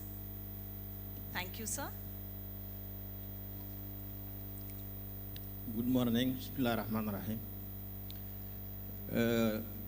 Avant toute chose, permettez-moi tout d'abord, comme beaucoup de ceux qui ont intervenu ici, à remercier les organisateurs de cette manifestation, de cette conférence, pour laquelle je participe pour la 3e fois. Et donc, j'ai une idée un peu précise de son évolution. C'est pour cela que, comme j'avais dit il y a quelque temps ici, cette conférence a 2 ou 3 avantages fondamentaux. Le premier, c'est que tout d'abord, c'est un laboratoire. Je pense qu'à chaque fois que nous nous rencontrons, nous expérimentons des idées à travers les expériences des différents pays dans les différents continents. À chaque fois, il en ressort quelque chose qui est extrêmement instructif pour l'ensemble de nos cours et conseils constitutionnels. C'est pour cela que je pense que l'œuvre du professeur Gandhi est une œuvre fondatrice dans la mesure où chaque année on évolue dans la confrontation des expériences et dans la mise en place de principes qui sont importants pour l'ensemble de nos juridictions. Et ça, c'est déjà un atout extrêmement important pour lequel je félicite les organisateurs. Et après 3 participations, je réalise un peu l'évolution de chaque fois à travers les thèmes que nous définissons. La deuxième idée originale de cette conférence, et je trouve ça particulièrement spécifique à ce qui se fait ici, c'est le fait d'arrimer nos discussions avec les étudiants. J'ai rarement vu une participation aussi importante des étudiants dans le cadre des conférences internationales, surtout des conférences scientifiques. Et le fait d'associer à ce niveau-là les étudiants, je pense que c'est une très bonne chose et c'est une expérience très originale. Ce qui explique forcément la qualité de cette école et naturellement la qualité des enseignements qui y sont donnés, et cela va se refléter à travers naturellement l'évolution de toute cette jeunesse. Donc ça, je trouve que c'est une expérience particulièrement intéressante. Le troisième élément, c'est que j'aurais pu, à l'instar de tout le monde, vous parler de l'expérience de mon pays, ce qui s'y passe en matière judiciaire et sur le plan du droit constitutionnel et de son organisation. Mais naturellement, le temps ne permet pas de faire le point général sur tout cela. Mais il n'y a aucune originalité. Nous avons un Conseil constitutionnel qui veille à la régularité des lois par rapport à la Constitution et qui assure l'arbitrage et l'équilibre des différents pouvoirs. C'est un peu à l'instar de tous les conseils, il n'y a aucun élément nouveau. Le seul élément que je suis fier de dire à chaque fois dans les réunions quand il s'agit de notre Conseil constitutionnel, il fait partie quand même des rares conseils pour justement la paix sociale où la cooptation ou la nomination des membres implique l'opposition parlementaire. Sur les 9 membres, 3 sont nommés par l'opposition, ce qui est quand même un élément important et qui permet un peu de faire participer l'opposition parlementaire et républicaine dans le cadre du contrôle de constitutionnalité des lois. Et ça, c'est une originalité de notre Conseil constitutionnel. En dehors de cela, je vous souhaite une bonne fin de conférence et je vous remercie.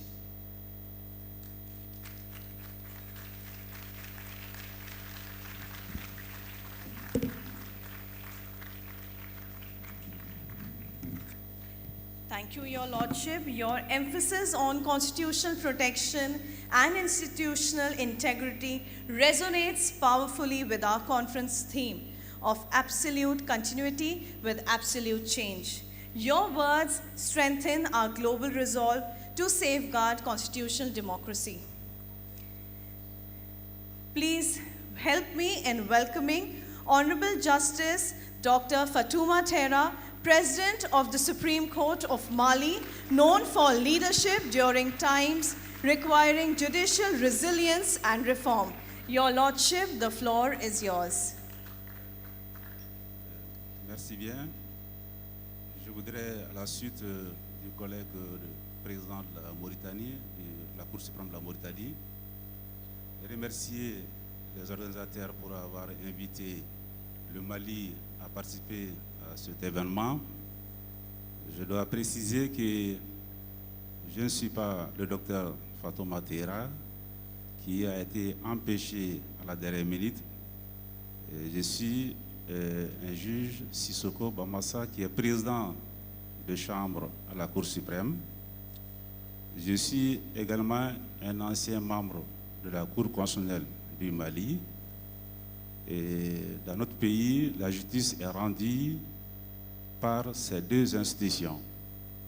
La Cour constitutionnelle qui est composée de 9 membres, et j'ai eu la chance d'être le plus jeune dans l'histoire de notre pays à siéger au sein de la Cour constitutionnelle du Mali. Et après la Cour constitutionnelle, je me retrouve en ce moment au niveau de la Cour suprême du Mali, où je préside une chambre. Et voilà, donc, ce que j'ai apprécié au cours de cette conférence, c'est un choix judiciaire qui a porté sur le terrorisme comme étant une menace contre la paix mondiale. J'ai apprécié ce thème parce que mon pays, en ce moment, est confronté au terrorisme depuis bientôt 20 ans. Et ces terroristes qui sont venus de nulle part perturbent la quiétude dans mon pays en ce moment. Et nous sommes en train de constater avec beaucoup de regrets l'indifférence de la communauté internationale et nous sommes laissés pour compte. Et alors qu'on oublie que ce terrorisme n'a pas de frontières, mais on a l'impression que les gens se disent que tant que les terroristes sont dans tel pays, ils sont en paix parce qu'ils ne sont pas chez eux. Mais on oublie que quand ils vont finir avec ce pays, ils vont se retrouver dans d'autres pays. Et le terrorisme, partout où il sévit, doit être combattu. Et les pays à travers le monde doivent être solidaires avec tous les pays qui sont confrontés à ce fléau. Et je l'ai dit également que nous n'avons pas bénéficié de l'accompagnement de la communauté internationale. Et puisque nous avons compris cela, nos 3 pays qui sont le Burkina, le Mali et le Niger, ayant compris cela, ont depuis bientôt 2 ans fédéré leurs efforts au sein de la Confédération les États du Sahel qu'on appelle AES. Et à Trois, nous sommes en train de lutter aujourd'hui contre ces phénomènes.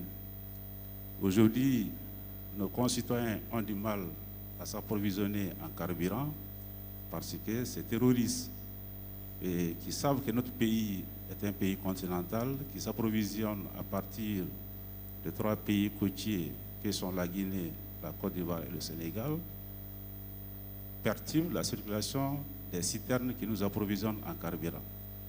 Et cela nous crée beaucoup de désagréments. Là aussi, nous ne bénéficions d'aucun soutien.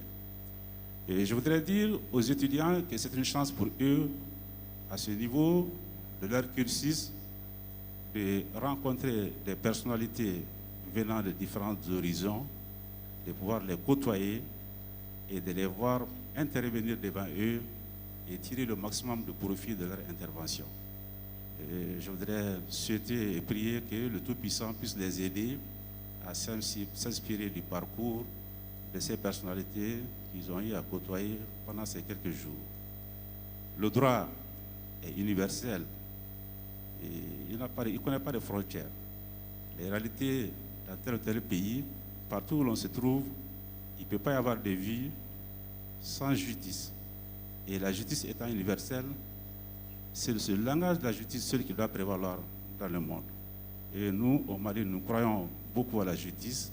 Et c'est pour là, au rang des institutions de la République, vous avez la Cour suprême qui joue un rôle prépondérant dans le fonctionnement de nos institutions dans notre pays.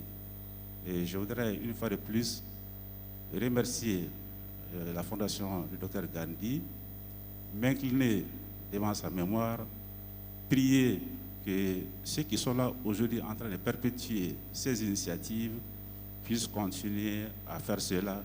Et puis je leur souhaite beaucoup de courage, beaucoup de chance dans tout ce qu'ils font. Et c'est une œuvre universelle qu'ils sont en train d'apporter à tout le monde entier. Et je rentre dans mon pays avec beaucoup d'idées. Et une fois de plus, merci beaucoup.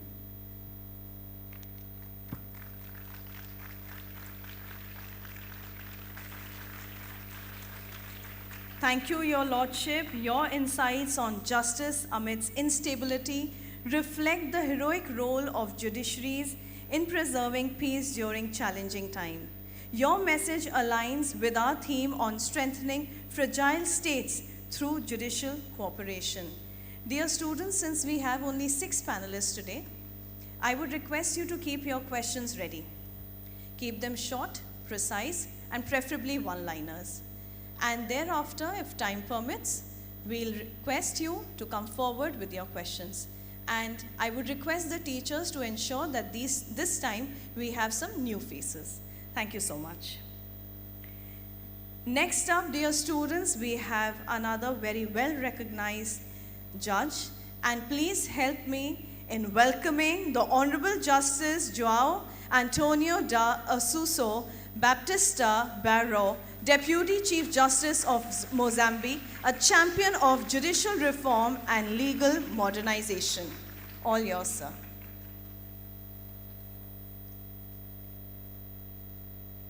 Yes, you may speak from the podium.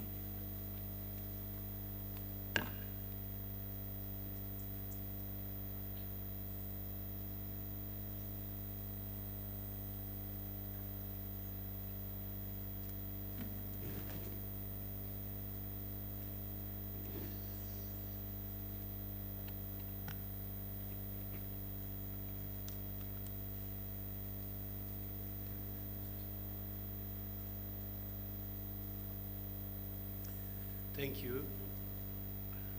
I will not talk about judicial reform, but I will talk about another term. Your Excellency, ladies and gentlemen, kind students, it is with great joy that I have accepted that kind invitation to participate in this very important event.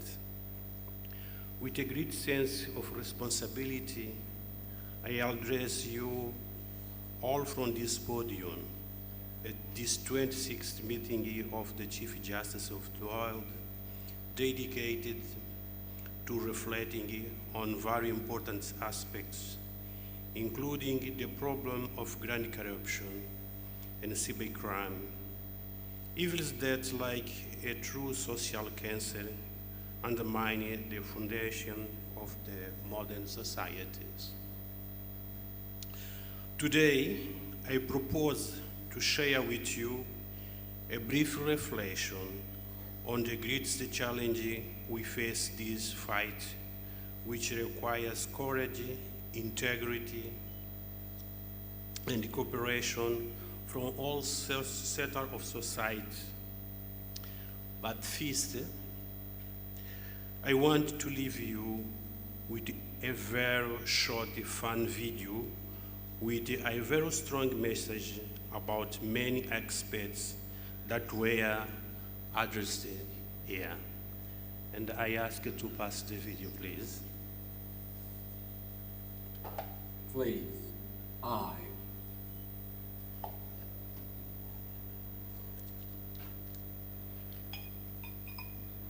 Mom and Dad are drinking beer again. Hail Mary, I can't believe it. Already drinking again. Give me that.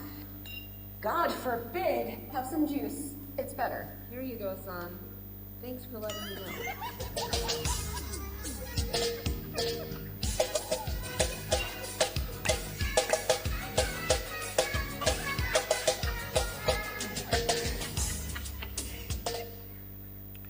Thank you.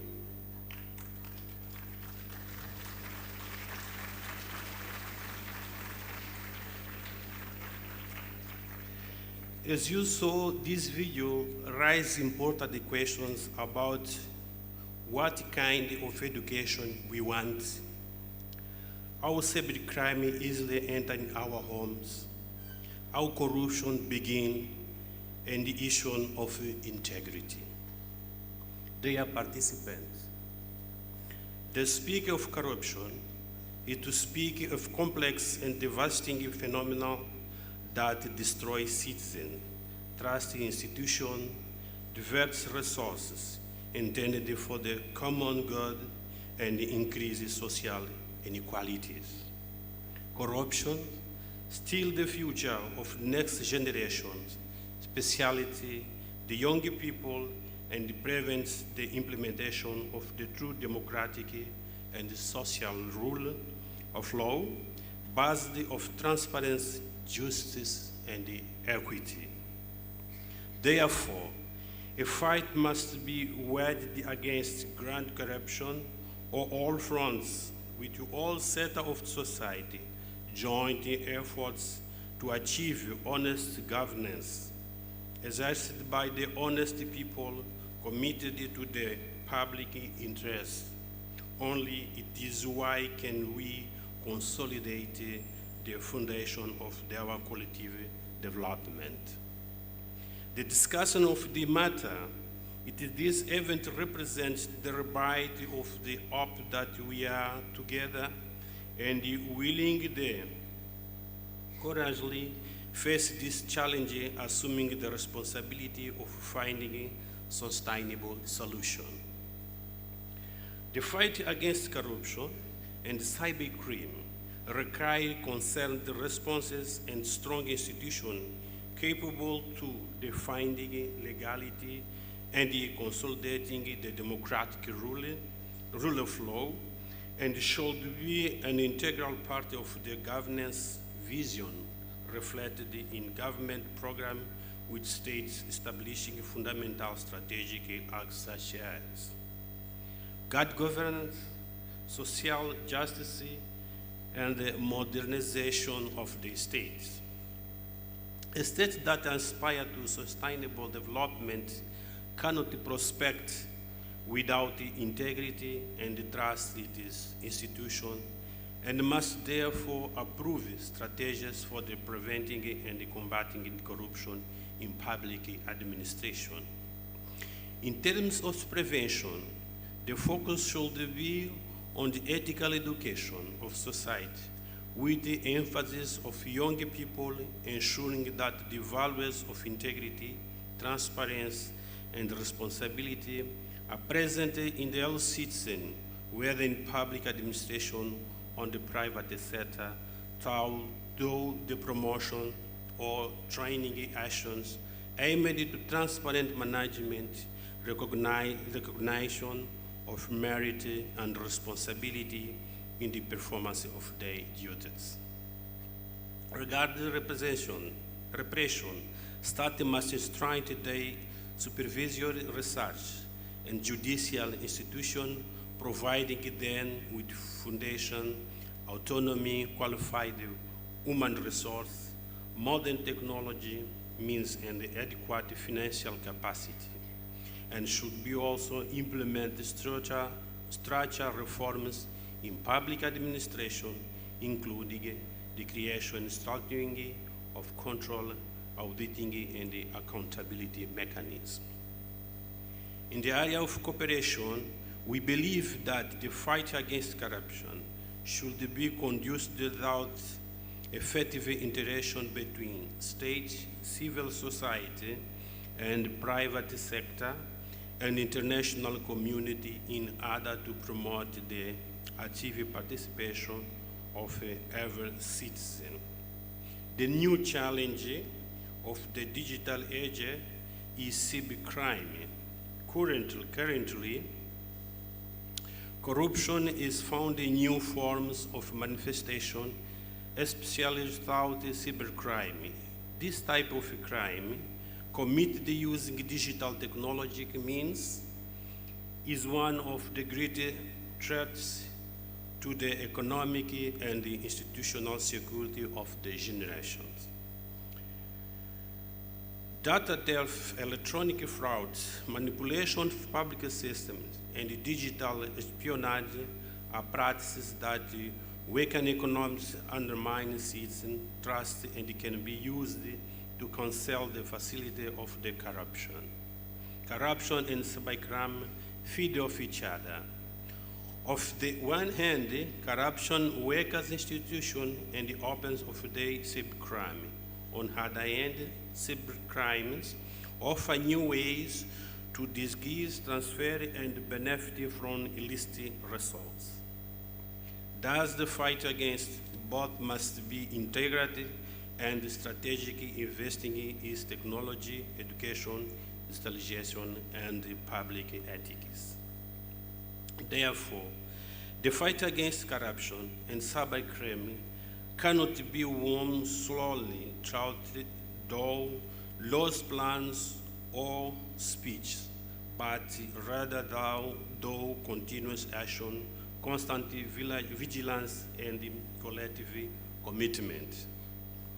We are here to share experience and learn from each other, consolidating our conviction in the international community. No state, however, well prepared can overcome to challenge alone. That is why we must rely on the legal, technical, and the institutional cooperation of the state, development partners, and civil society.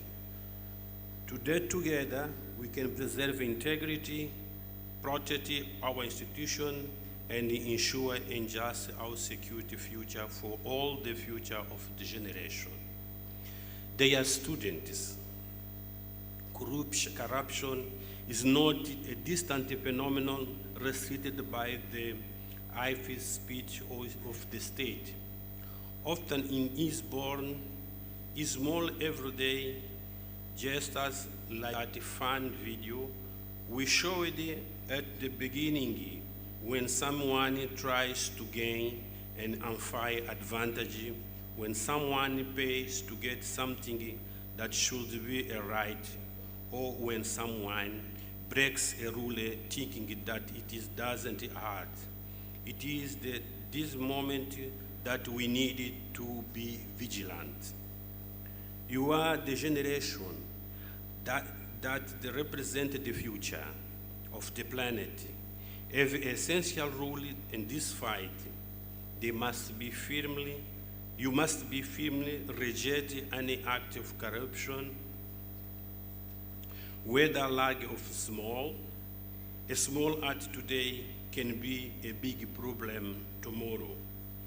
If we are here talking about grand corruption today, it is because we didn't not take due precaution when it was still small. Therefore, change begins with simple attitudes, saying no structures, no illicit facility, no toward armed justice and equality. And just as importantly, is rejecting is responding. When you know of within students of corruption, with situation of corruption, do not remain silent. Silence is the greatest ally of the corrupt. By reporting, you protect the community, defend the common good, and help build stronger and wise institution. Corruption steals dreams, opportunity, weakens institution, increase inequalities, and compromise the future of the next generation. But this really can change when each of you and each citizen assume your role with responsibility and courage. The fight against corruption begins in our homes with honestly, integrity, and respect of rules, even when no one is watching. Every corrupt society sacrifices the poor who depend entirely on public service, and every act of corruption, whether small or grand, brings high costs to the society and the national economy. Thank you for your attention.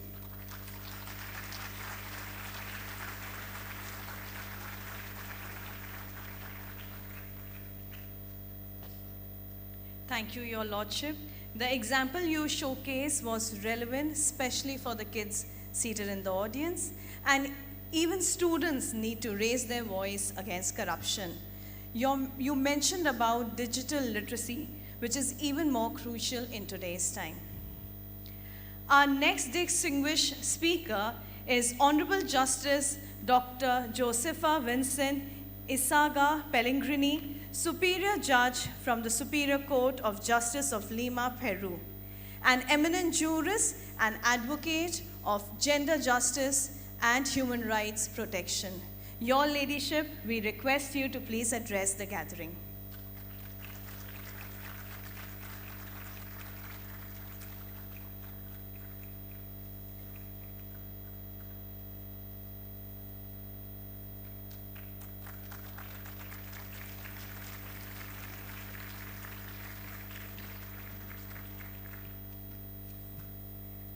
Buenos días con todos y todas.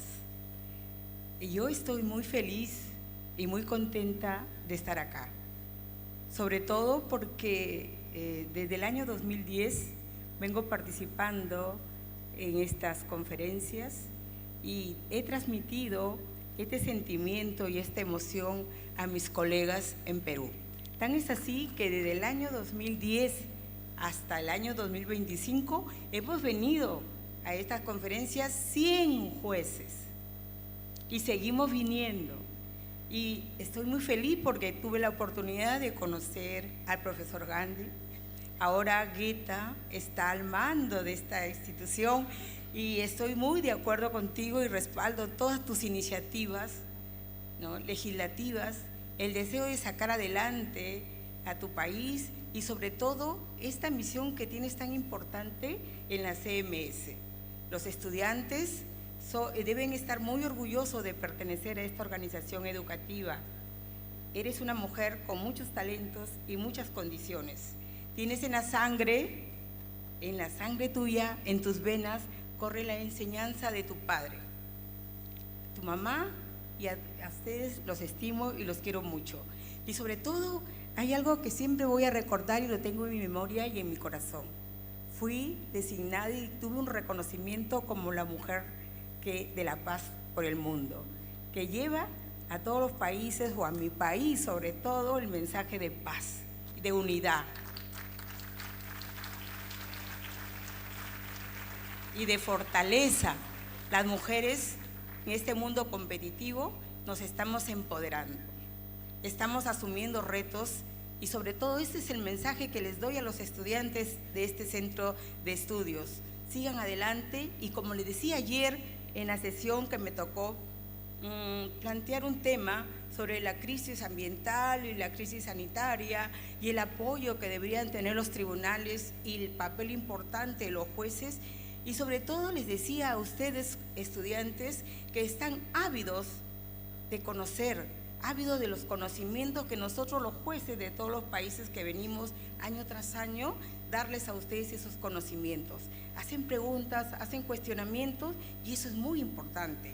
¿Por qué? Porque se están fortaleciendo, están siendo el nido que después va a lograr mejores profesionales, mejores gobernantes y van a estar acá en este lugar y en otros países invitados para poder dar a cuenta sus conocimientos y sus avances.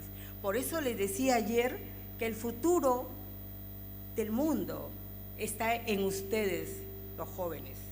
Y el objetivo de la CMS y los pilares que tiene, que es el hogar, la religión y la educación, es la base importante para la formación del futuro de ustedes. Bien, ayer estuve hablando sobre, les decía, este tema, pero me ha quedado algo muy importante que les quiero decir para que les quede a ustedes en su mente y en su corazón. Muchos de ustedes, los jueces que participamos en esta asamblea o venimos de nuestros países, pasamos muchas dificultades en nuestro camino. Por ejemplo, ayer escuché al ministro que estando en la sala VIP del aeropuerto recibió la noticia que había fallecido su señora madre. Y pese a ese dolor, a ese sentimiento, vino y está acá con nosotros. Y ayer dio una frase muy importante y espero que ustedes lo recuerden siempre, el cuento de esa ave y el futuro que tienen ustedes, jóvenes estudiantes, en sus manos. Quiero, el tema que me llamó más la atención es lo que se ha tratado hoy día acerca del arbitraje y sobre todo la cooperación internacional.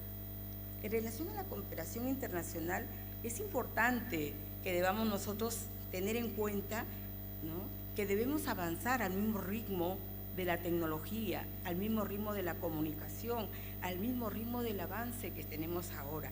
Los delitos económicos, la protección de datos, el comercio digital, la propiedad intelectual, todos son temas que trascienden las fronteras. Los tribunales ya no podemos actuar como islas. Necesitamos protocolos comunes, diálogo fluido como este caso, como estas convenciones, mecanismos ágiles de reconocimiento y ejecución de decisiones. Solo así podríamos evitar que los conflictos se eternicen y que la justicia se vuelva inaccesible debido a barreras territoriales. También debemos reconocer un punto clave. Ninguna evolución jurídica tendrá éxito si dejamos atrás a las personas. La arquitectura legal, el ciudadano común, y no solo diseñada para expertos, la seguridad jurídica, tengan siempre presente, no puede ser un lujo, debe ser una garantía universal, acompañada de una educación legal y acceso a mecanismos alternativos de solución de conflictos que reduzcan la carga de los tribunales. En síntesis, estamos construyendo un nuevo modelo, más global que nacional, más tecnológico que burocrático, más cooperativo que competitivo y más preventivo que reactivo. Un modelo en el que la cooperación judicial se complementan para la justicia sea no solo un derecho, sino una realidad efectiva. Permítanme, señores, amigos, estudiantes y autoridades de la CMS, ¿no?, concluir con una idea simple: el derecho del futuro no es una obra ya escrita, es una arquitectura en construcción constante. Somos nosotros y ustedes, profesionales, académicos, legisladores, jueces, árbitros, quienes tenemos la responsabilidad de diseñarlo. Y debemos hacerlo con visión, con diálogo, con innovación, pero sobre todo con un firme compromiso de un bien común. Porque cuando la justicia coopera, las sociedades progresan. Y cuando la justicia se adapta al mundo que cambia, entonces ganaremos un futuro más justo para todos. Es por ello que transmito este pensamiento y estas ideas para que siempre lo tengamos. Acá escuchamos la problemática que viven los países de los magistrados que vienen. Tomamos conocimiento de esta realidad y eso debe impulsarnos para seguir adelante, para poder vencer todos los obstáculos y las dificultades que se nos pueda presentar en el camino. Muchas veces el idioma es la traba, pero los gestos, la reacción, el deseo y la ansiedad y sobre todo esa fuerza que podamos tener para seguir adelante y conseguir lo que nosotros consideramos que va a ser el futuro para ustedes. En ustedes, niños, adolescentes y jóvenes, está el futuro que pueden y son ustedes los que deben construir ese futuro.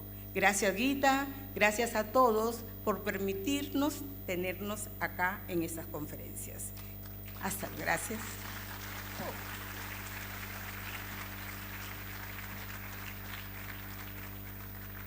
They say women uplifting women are true queens.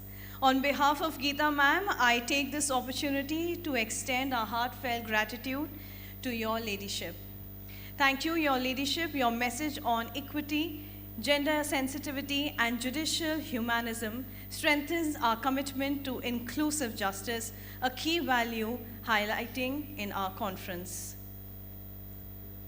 Our next illuminary is Honorable Justice Claudia Valeria Bastos Fernandes, a federal judge from Brazil.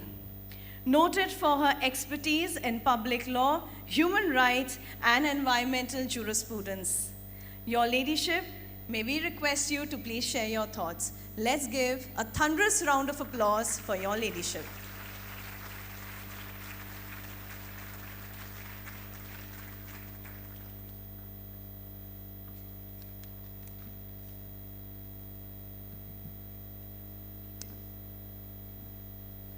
Good morning, everybody. Good morning, everybody. As a member of the Committee of the Rights of Persons with Disability, I must do and follow the international rules of the United Nations. So I speak out of microphone because if there is some blind person see or hearing, he can knows where I speak from. As to obey the international rule 2, I will make my out description for the same reason. So I am black, I am white woman. I have red brown hairs, long red brown hairs. I had brown eyes. I wear medium size, and I am using black dress with a pashmina, black and pink, and I'm talking in the left side of the stage with Simi.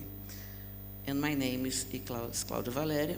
I'm federal judge in Brazil for 27 years. And I choose this theme because I think nowadays is very important to solve the problems in the world and to building a best society. We still have a world of prejudice and discrimination where some individuals or groups don't have access to the same rights under the same conditions and opportunities to the others. For this reason, I decided to talk about whole of social sustainability in global governance. Social sustainability refers to practice and policies of equity, inclusion, and social well-being necessary to ensure that all individuals and groups have access to the rights and resources essential for a dignified and fulfilled life under the same conditions of equality and opportunities to everyone. Its goal is to create a more fair, free, and fraternal society, where basic needs such as health, education, housing, and work without compromising future generation. Its pillars are social justice for combating inequalities and discrimination in its various forms, economic, racial, gender, and others, ensuring that everyone has access to rights and social benefits with equal opportunities. Economic equity, promoting an economic system that values fair work and provides adequate living conditions for everyone according to their needs, reducing poverty and social exclusion. Well-being and quality of life ensure that communities have access to essential services such as health care, education, and sanitation, as well as safe and healthy environments to live and work. Community participation and governance, engage communities in decision-making processes, ensuring that their voices are heard and their needs are met. Citizen participation is crucial to strengthening democracy and sustainable governance. Culture and identity, respect and value local cultures and diversity, promoting respect for human rights and encouraging practices that preserve the cultural heritage of each group. So, in conclusion, together with environment and economic sustainability, social sustainability as a health and inclusive society is essential for the preservation of natural resources and sustainable economic development. Social sustainability is essential to global governance because it ensures that international development is inclusive, fair, and people-centered. It promotes equality, rights protection, reduces vulnerabilities, and stronger communities, creating stable social foundations to face global challenges such as climate change, migration, poverty, and inequality. Without social sustainability, global decision will not have legitimacy, neither effectiveness. So, to finish, social sustainability begins with recognizing other as a part of the whole.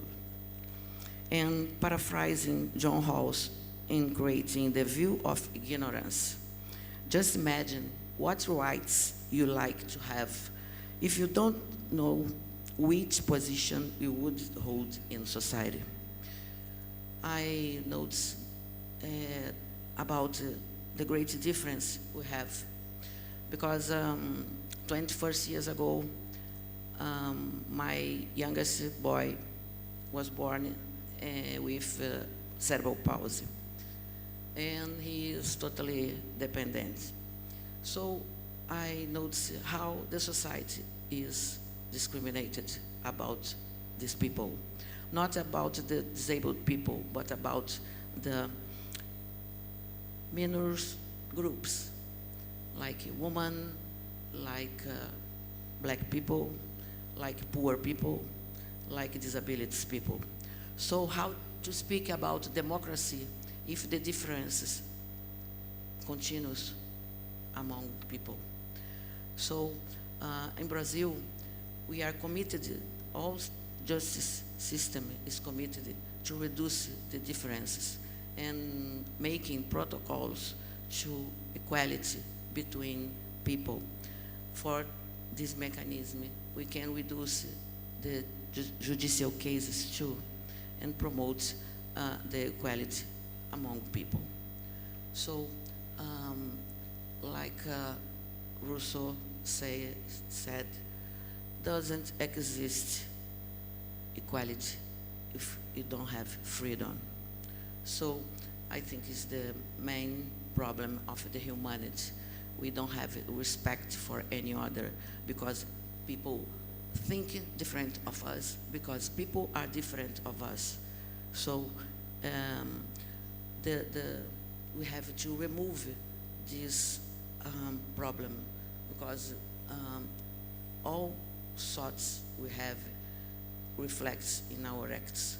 So if we understand that all of us are equal in rights, in everything, we have, in fact, society more fair, free, and fraternal. I would like to thankful for being here for the second time.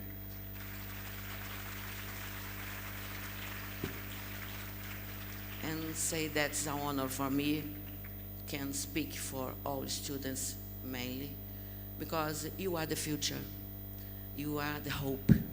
So I hope you become a great man and great human and make the world better than we have nowadays. Thank you very much.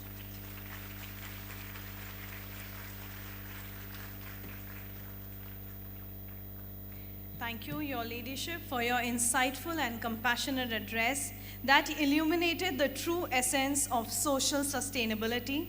Your words have inspired us to reflect deeply and act responsibly towards a more just and inclusive world. Our final speaker for this session is Honorable Justice Dr. Felipe Esteban Cordova Ochoa, a distinguished judge of Ecuador's National Court of Justice, widely respected for his contribution to transnational justice and constitutional scholarship. Your Lordship, may I please request you to please address the gathering.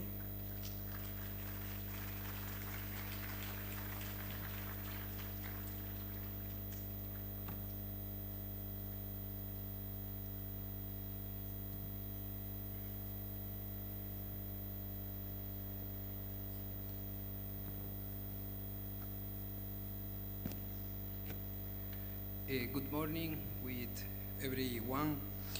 With your permission, I am going to speak Spanish. Buenos días con todos, un saludo cordial desde la República del Ecuador y desde la Corte Suprema de Justicia, en la cual me desempeño en la calidad de juez penal. Muchas gracias por la hospitalidad y generosidad del pueblo de la India. Nos sentimos muy complacidos de estar aquí en esta conferencia y especialmente en estos espacios de diálogo y discusión sobre cómo mejorar, ¿no es cierto?, los sistemas de administración de justicia en el mundo. Un tema muy interesante que ha surgido en esta conferencia, en estos debates, ¿no?, ha sido el tema de la corrupción y el ciberdelito, ¿no?, que ahora se lo cataloga, ¿no es cierto?, dentro de los grupos que corresponden a la criminalidad compleja, ya que no podemos ver actualmente el derecho penal clásico con los mismos ojos o no podemos combatir con las herramientas del derecho penal liberal. Ahora tenemos que ver el tema de la corrupción, ¿no?, siempre desde la óptica de la criminalidad compleja para combatir estas estructuras criminales que se crean, ¿no es cierto?, en los estados, ¿no?, y que han traspasado las fronteras desde hace muchos años. La convergencia entre la corrupción y el ciberdelito, ¿no?, se aprovecha de las vulnerabilidades digitales de nuestros sistemas, de nuestras instituciones públicas y privadas. Entonces, redefine el fenómeno de la criminalidad contemporánea.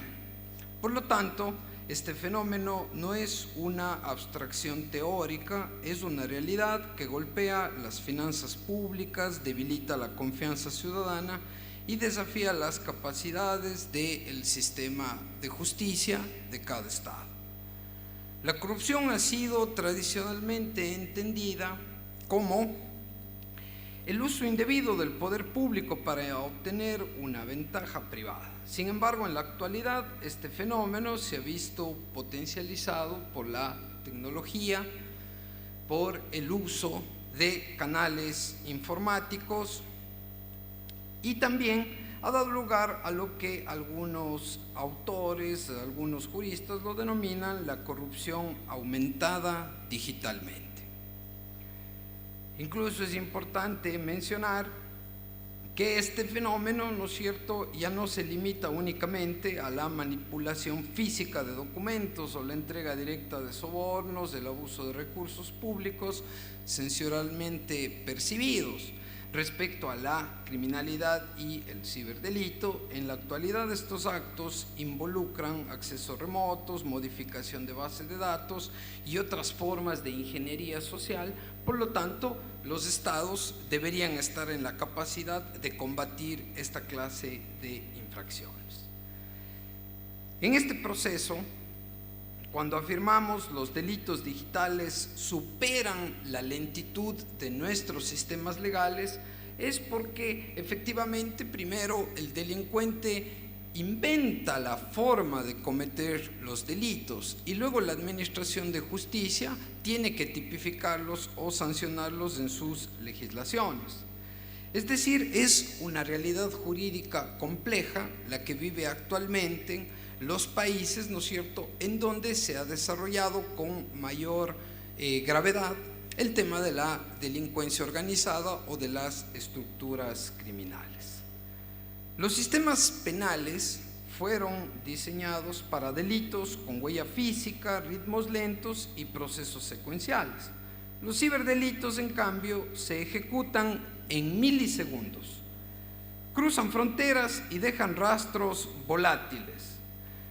Esa desproporción temporal genera tres efectos inmediatos, ¿no?, como la pérdida de evidencia, la pérdida de responsables y la pérdida de reacción a la capacidad institucional de los estados frente a esta clase de infracciones. ¿Cuál es la idea respecto a si se debe o no crear una corte anticorrupción internacional? Esta idea surge por el fracaso parcial del sistema judicial penal a nivel de todo el mundo. La corrupción transnacional opera mediante redes que han superado las fronteras, que han superado los sistemas legales, las jurisdicciones, inclusive los controles estatales y la capacidad investigativa nacional. Mientras tanto, en ciertas ocasiones podría darse el caso de que los estados no investigan sus propios casos. Algunos estados podrían utilizar inclusive la soberanía para proteger a sus funcionarios, la cooperación judicial es lenta, la burocracia es lenta también e incompleta. No existe un órgano supranacional especializado en la corrupción, como si existe, por ejemplo, en la Corte Penal Internacional para graves violaciones de derechos humanos o crímenes de lesa humanidad. Es decir, si hay un antecedente a nivel mundial de que se ha creado cortes internacionales para sancionar determinadas infracciones. El resultado es un sistema global donde los delitos transnacionales económicos y de corrupción tienen más facilidades para ocultarse que para ser perseguidos. Entonces, ¿es necesaria esta creación o cuál sería la justificación para la creación de esta Corte Anticorrupción? Tres aspectos fundamentales para ir concluyendo de acuerdo con el tiempo. Es que, primero, debe existir un déficit de soberanía. Cuando un Estado está capturado o infiltrado por la corrupción, no es soberano en términos reales. Su autoridad está secuestrada por redes criminales o intereses ilícitos. Es complejo permitir el juzgamiento de esta clase de delitos y, como segundo punto, las obligaciones internacionales de lucha contra la corrupción. En la Convención de Mérida, del cual varios de los países que se encuentran aquí presentes son suscriptores, crea obligaciones claras para investigar y para sancionar la corrupción, pero no crea un órgano internacional que asegure su cumplimiento. La propuesta de una Corte anticorrupción es una evolución natural de nuestros sistemas jurídicos para estar acorde con ese control de convencionalidad que deben cumplir los estados. Y por último, el principio de complementariedad, inspirado, ¿no es cierto?, en las convenciones internacionales, en donde solo puede intervenir un estado, ¿no es cierto?, cuando es suscriptor de esta clase de convenios. Esto permite respetar la soberanía sin dejar que se use como escudo de impunidad. Entonces, ¿qué podría resolver una Corte Internacional Anticorrupción? La impunidad en estados capturados por el crimen organizado, combatir la corrupción a través de la criminalidad compleja, ¿no?, y realizar varios actos de cooperación para que los estados partes puedan combatir esta clase de infracciones. Estos son los espacios para seguir construyendo ideas, ¿no es cierto?, para la eficiencia que debe tener la administración de justicia y también el combate conjunto de los estados frente a esta clase de infracciones. Muchas gracias a todos.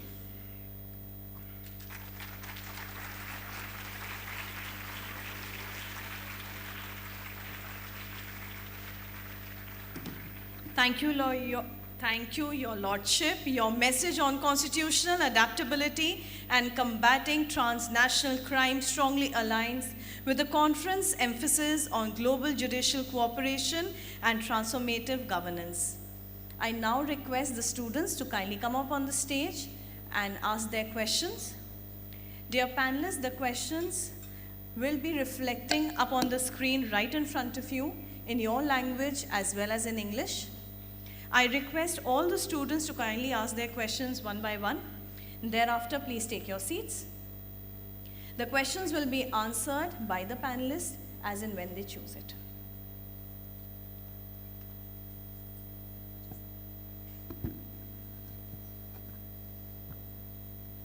Good morning, esteemed dignitaries.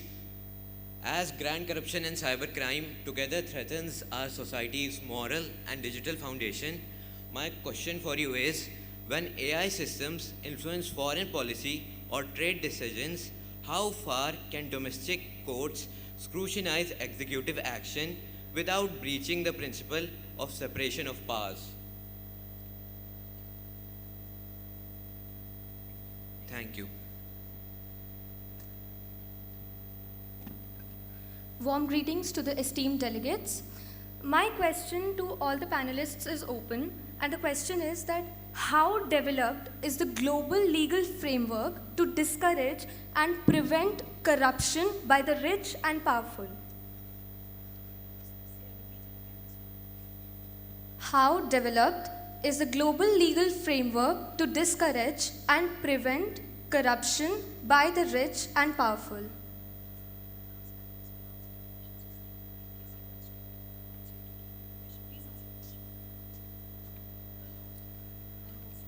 Good morning, esteemed dignitaries. My question is open to all the panelists. My question is, how can the integrity of national laws be protected in an era of political pressure and rapid social change? And what role can youth play in safeguarding this legal foundation?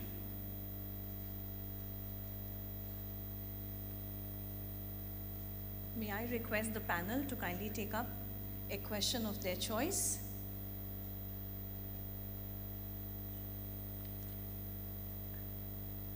I do see Honorable Justice Dr. Esteban writing the question. So would you like to address the kids?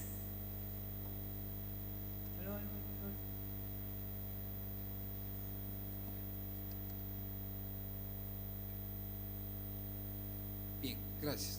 creo que la mayoría de preguntas han sido para la exposición que dimos respecto al ciberdelito y la corrupción.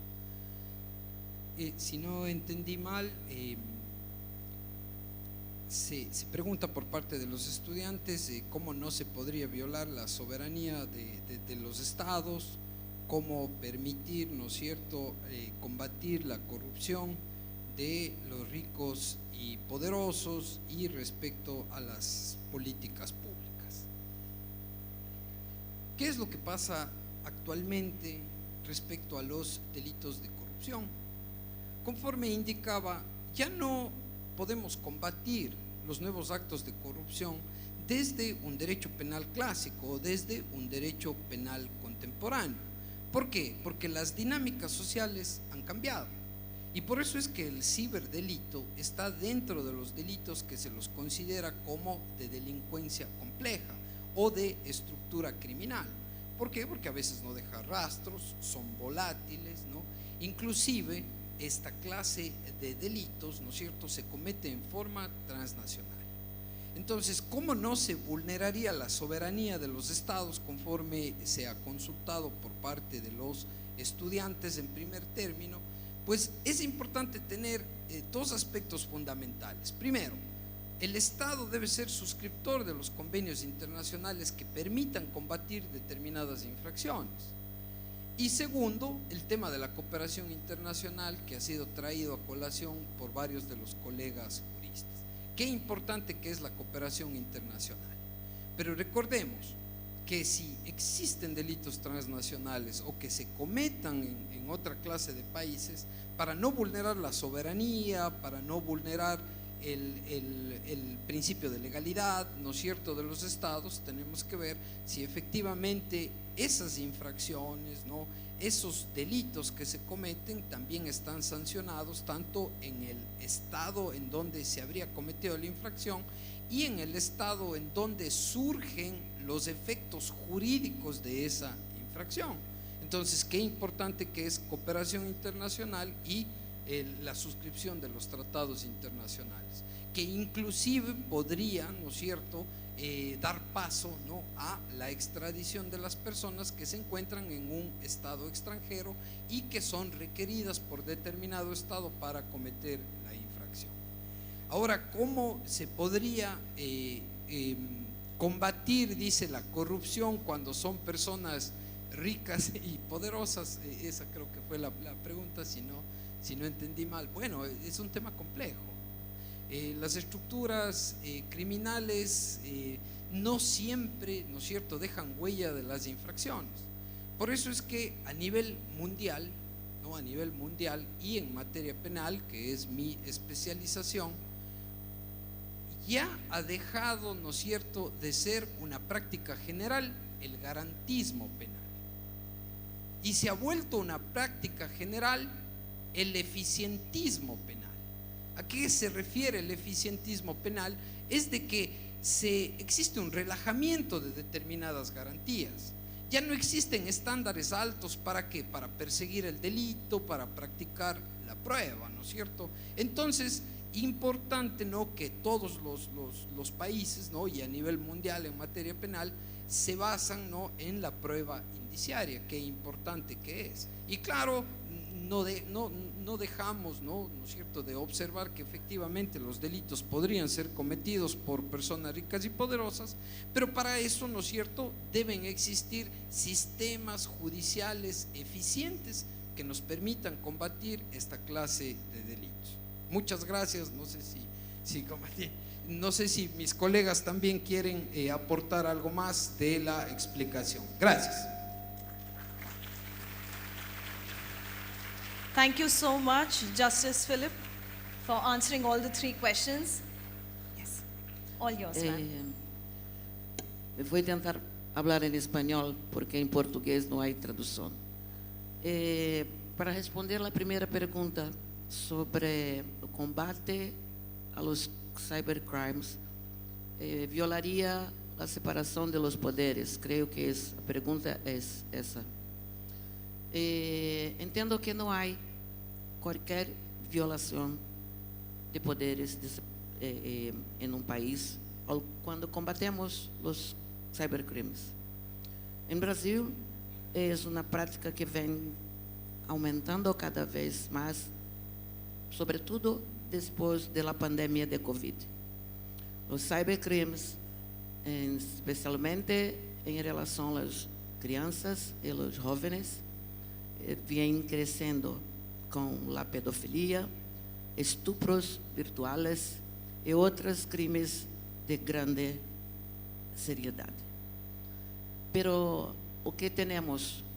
Un legislativo que vem buscando fortalecer a legislação para que tenhamos penas mais sérias, maiores e mais efetivas. Por sua vez, o executivo vem tomando práticas públicas de combate a los cybercrimes com algumas providências, como, por exemplo, o fortalecimento de los sistemas de segurança em redes digitais, informação e outros mecanismos. E, por sua vez, o judiciário, após a investigação que vem sendo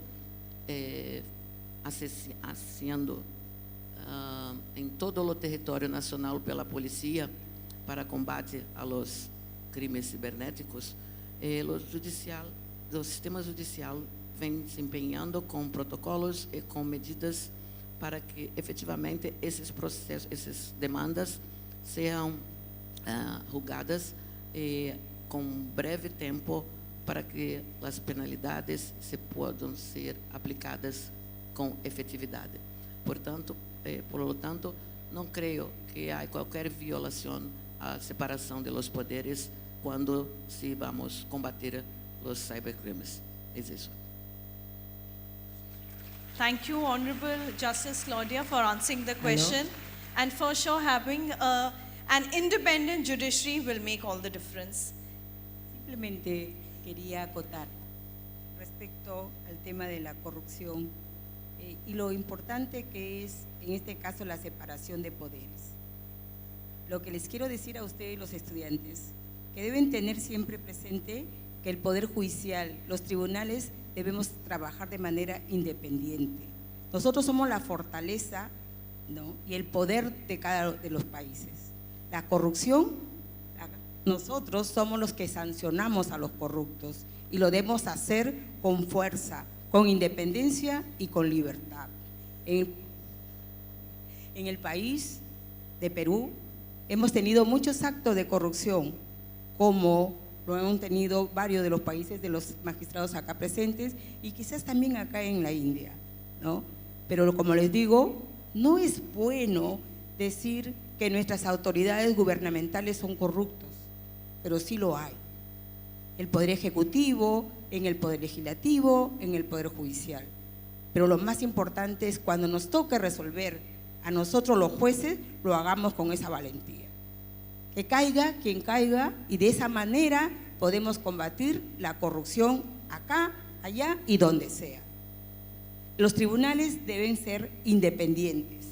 Y como decía el colega de Ecuador, ministro de la Corte Suprema, ¿no?, lo importante que es la cooperación judicial internacional para poder combatir estos actos de corrupción.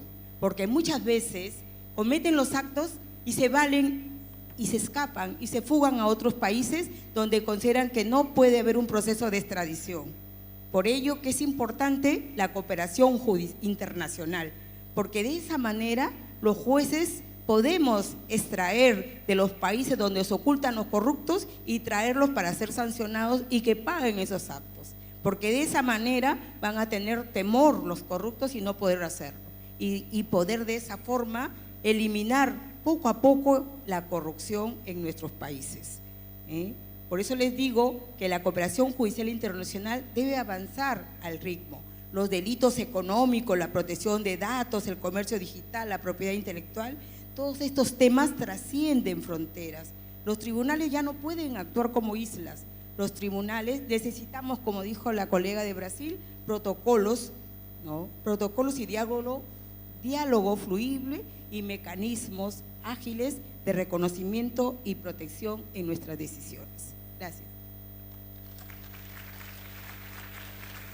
Thank you, Honorable Justice Dr. Josepha, for taking the question. Pour ma part, je pense que pour lutter contre la corruption, il faut d'abord uniformiser les instruments juridiques au plan international et aussi donner les moyens nécessaires aux organes et organismes au plan international, comme le GAFI et autres qui luttent contre la corruption. Mais je crois fondamentalement qu'il faut accentuer la lutte à l'interne, c'est-à-dire au niveau de chaque État. Si, par exemple, il n'y a pas de mesures appropriées, il n'y a pas d'organe digne de ce nom qui soit dédié à la lutte contre la corruption, s'il n'y a pas une justice forte engagée pour lutter contre la corruption au plan national dans chaque pays, on ne peut pas prétendre atteindre un objectif au plan mondial. Et dans mon pays, il y a un accent très particulier sur l'action de la justice. Et personnellement, au niveau de la Cour suprême du Mali, nous avons beaucoup de dossiers de corruption contre les anciens ministres, les anciens présidents d'institutions, et on a commencé à juger même des personnalités pour les faits d'atteinte au bien public, les faits de corruption, et ça donne un exemple à beaucoup de gens.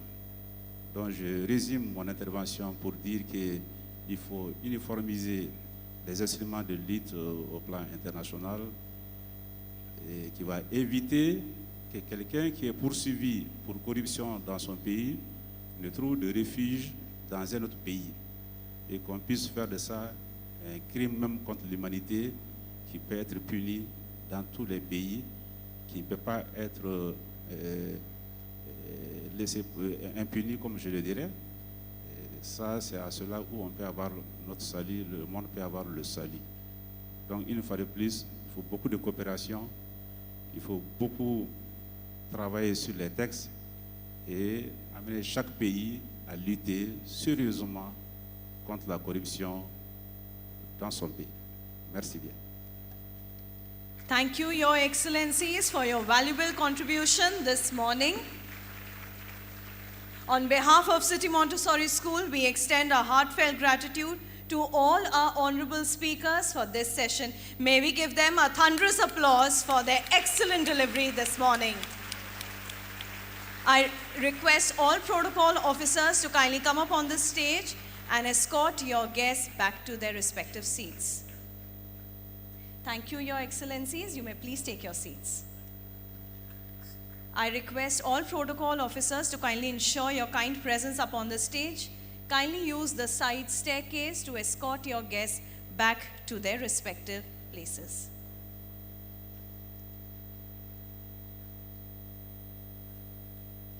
Dear students, in the meantime, we'll take a 10-minute break, and I do have some information for you, so I request you to kindly be seated, and dear teachers, kindly ensure that there is no movement.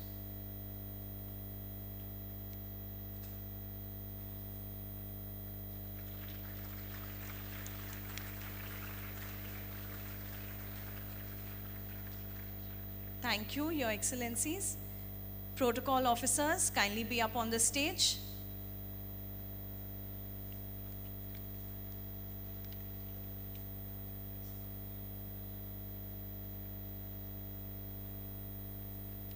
Dear delegates, we'll take a 10-minute break.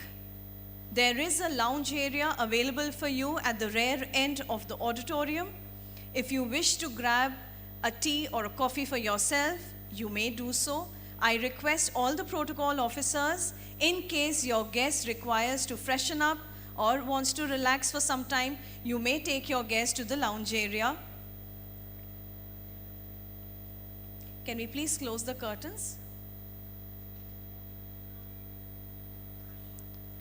I request backstage to please play a multimedia of the conference.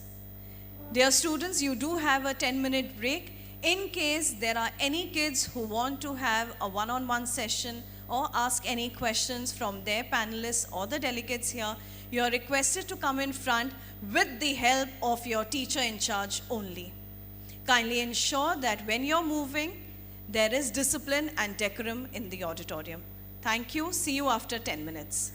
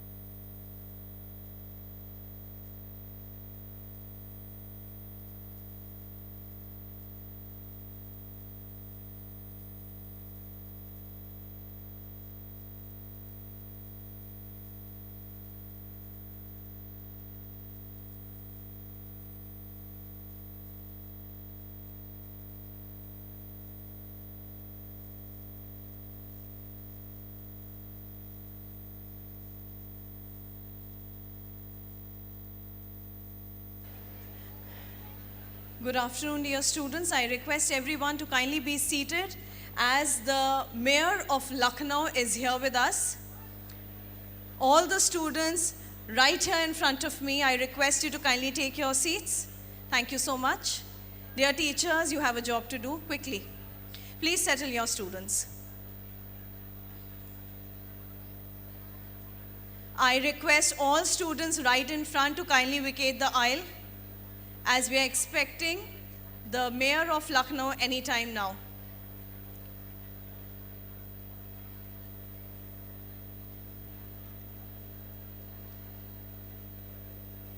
All the teacher in charges, kindly ensure that your kids are seated.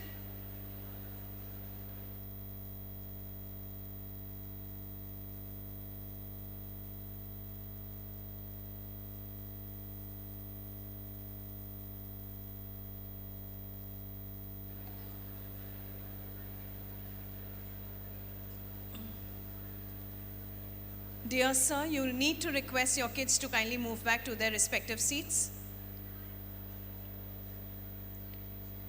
Kaushalen sir, if you could please help me in asking these kids to go back to their seats, please.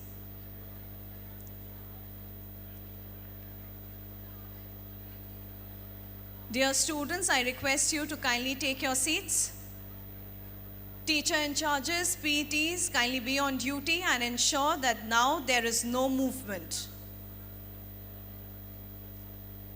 Thank you, dear kids. Please go back to your seats.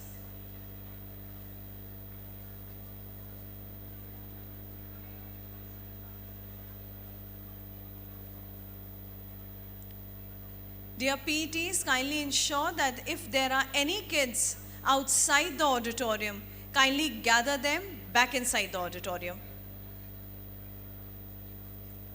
I request all protocol officers to kindly ensure that now your guests are coming back to the auditorium as we are awaiting the presence of the Honorable Mayor of Lucknow.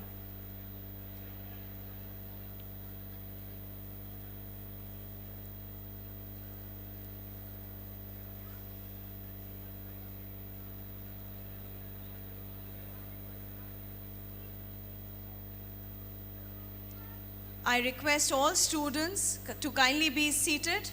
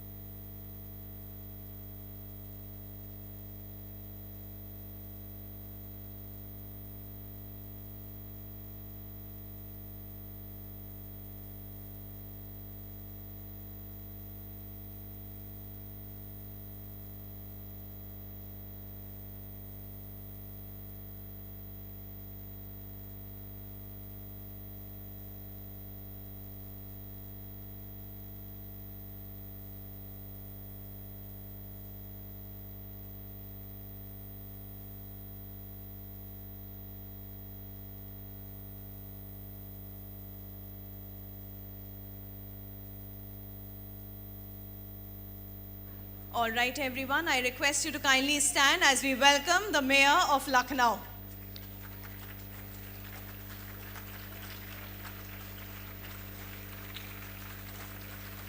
Loudly, dear students.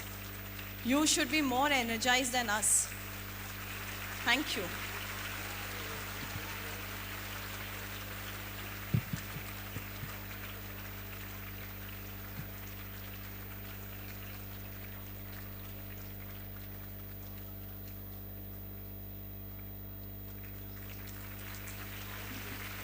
Loudly.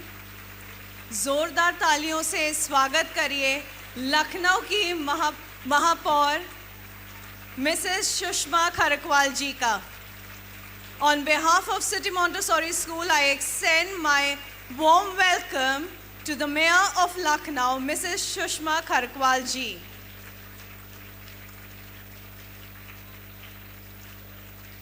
Dear students, let's give a thunderous applause to the Mayor of Lucknow.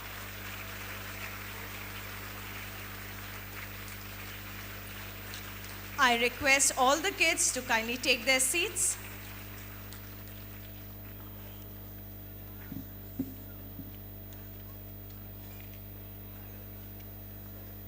Dear students, we expect silence in the auditorium. I request all PETs and teacher in charges to be on duty.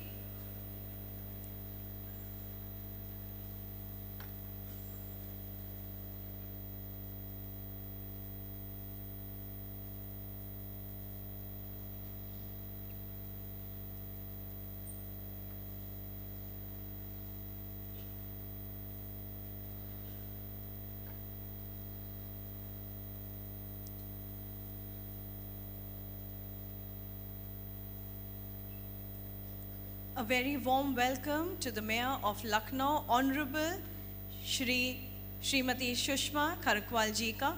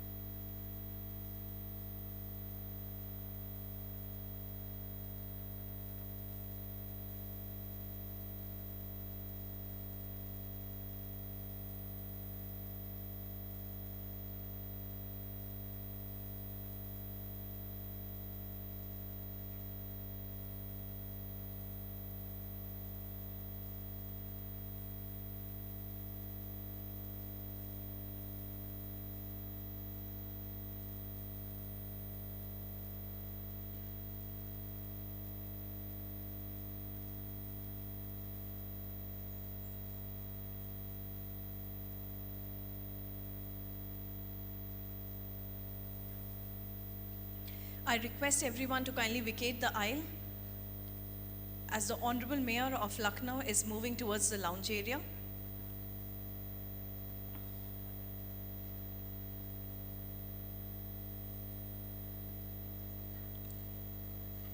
Sure, ma'am. I request everyone in the aisle to kindly vacate it so that the Honorable Mayor can move towards the lounge area. Dear students, can we please stand in honor and respect of the Honorable Mayor?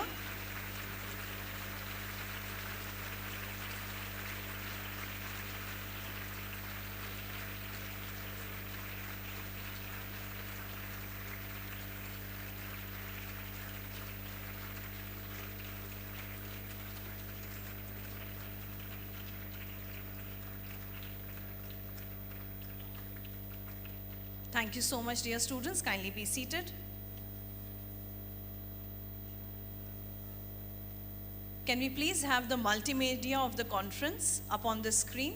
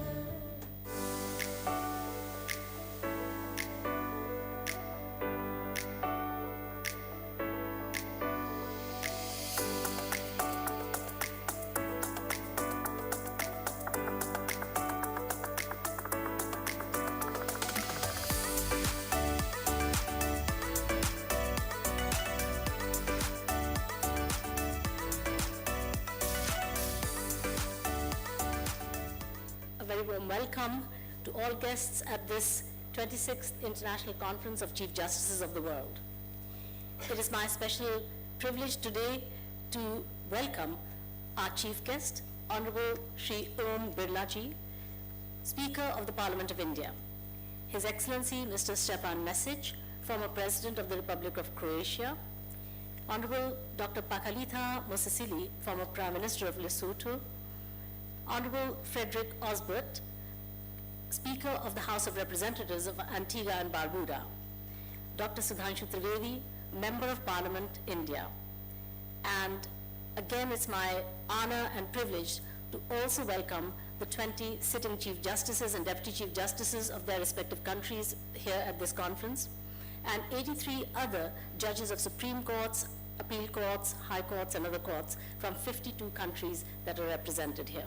As many of you who have come to this conference previously know, my father worked with tireless and unremitting zeal for a united world because he believed that it would bring peace and prosperity. One day in 1999, someone presented him with a rather nicely bound copy of the Constitution of India. My father happened to open it on the page which had Article 51. Article 51 provides that the Indian state shall endeavor to promote international peace and security, maintain just and honorable relations between nations, foster respect for international law, encourage the settlement of disputes, of international disputes, through arbitration. Our conference this year comes at a time of the UN's 80th anniversary and also at a time of turmoil in world affairs. The fact that this conference is being organized by a school, not a university, not a think tank, not an international institution in and of itself is also significant. The fact that judges will be holding this conversation before an audience of students. Nobody asked Mahatma Gandhi to do the job that he did. He worked for the freedom of his country, for the liberation of his people from foreign rule. Nobody appointed him. He self-appointed himself. And you could say, in a sense, that my father did the same thing. He saw what he thought was a big problem in the world. He chose to dedicate himself to one strand of a possible solution, and this is the result of that thinking that you are here today. And I'm extremely grateful to you for joining this conversation, for being here, and for sharing your thoughts and contributing your thoughts.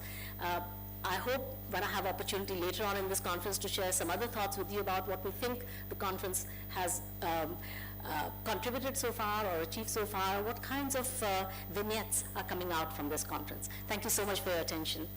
Geeta Gandhi ji was saying that at present we are living in an era which is interconnecting the world very intensely with technology, with various mode of connectivity. As the motto of this institution is Jai Jagat. And you remember in G20 summit, the motto decided by our Prime Minister Shri Narendra Modi of the summit was One World, One Family, which is derived from our ancient traditional text, ancient Sanskrit text. The word is Vasudhaiva Kutumbakam, means entire world is one family. That has become the motive of G20. And today we are sitting here from the various parts of the world. और इसी विचार को आज श्रीमती गीता गांधी जी ने इस विचार को आगे बढ़ाया है। मैं निश्चित रूप से उनको धन्यवाद देता हूं कि वह देश और दुनिया में एक ऐसा विद्यालय जिसमें एक ही विद्यालय में 60,000 से ज्यादा विद्यार्थी पढ़ते हों, जो भारत की चुनौतियां, भारत के नए इनोवेशन, नए रिसर्च, नई टेक्नोलॉजी पे तो काम कर ही रहे हैं, पर लेकिन दुनिया की वैश्विक चुनौतियों पर भी ये हमारी भावी पीढ़ी चिंतित है, उसका समाधान के लिए विचार विमर्श करती है। इसके लिए मैं इस विद्यालय को, सिटी मानसरी स्कूल के विद्यालय को भी बहुत बहुत साधुवाद देता हूँ, बधाई देता हूँ। Allusion was made in some of the speeches before this panel, to the particular moment in which we're living. We're facing a whole range of what I would call global catastrophic risks. We have these threats looming over the horizon, threatening our future as a human family. climate change, the dissolution or the unraveling of the nuclear order, issues of poverty and inequality. I'm an economist. We have vulnerabilities in the global financial system. If you ask me, is it likely, is it possible that we might have a global financial crisis in coming years that will be more intense than the 2008-2009 crisis? And my honest answer to that question is yes. I think there is high probability that that will happen, right? So we have this very complex global environment. We are thinking about the law, we are thinking about the rule of law, we are thinking about democracy, but we can see each day in the newspapers that these ideas does not represent the whole community of countries. Particularly the multilateral development banks, about which, Augusto, I'm sure you must be aware that I was doing so at the behest of the group G20 during India's presidency. I'm happy to say that that report did get adopted on reforming the multilateral development banks. But at my last meeting with Antonio, the current Secretary General of the United Nations, I asked him this question: Antonio, what can you do? What is the ambit of power and influence, Antonio, you have? And this was last year, Augusto. He smiled and said, I have, alas, very little power in the area in which you, NK, the power of reforming the multilateral development banks. So I then turned to him and asked Antonio, what is your ultimate power? And he said, alas, I have to admit, my power is to only convene. I can convene meetings, I can foster dialogue, but alas, I have no power to have enforceability.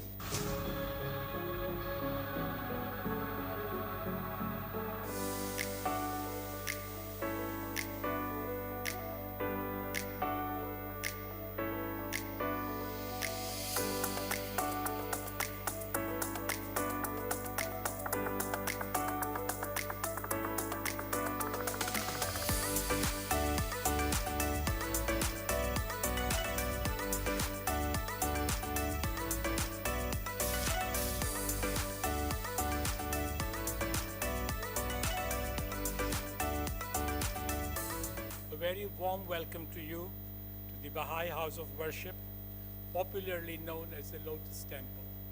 This monument, apart from being an architectural marvel and having received more than 50 international awards, this exquisite building is and remains essentially a temple. As the Baha'i community in India grows in size and capacity, it has naturally started to play a more prominent role in the life of society.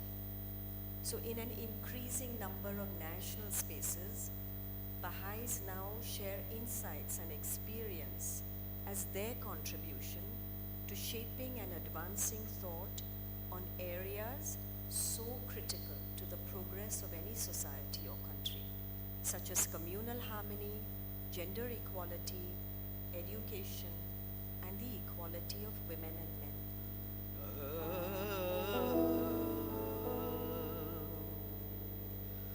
Yada yada hi dharmasya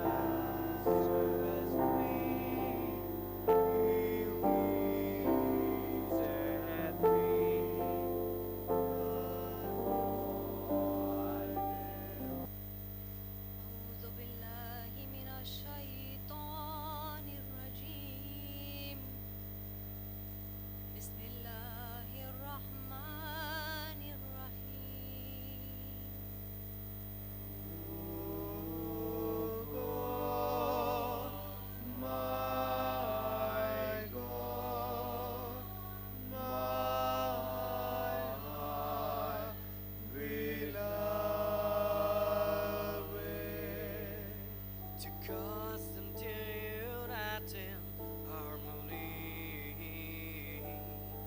so that they may become as the rays of one sun, as the waves of one ocean,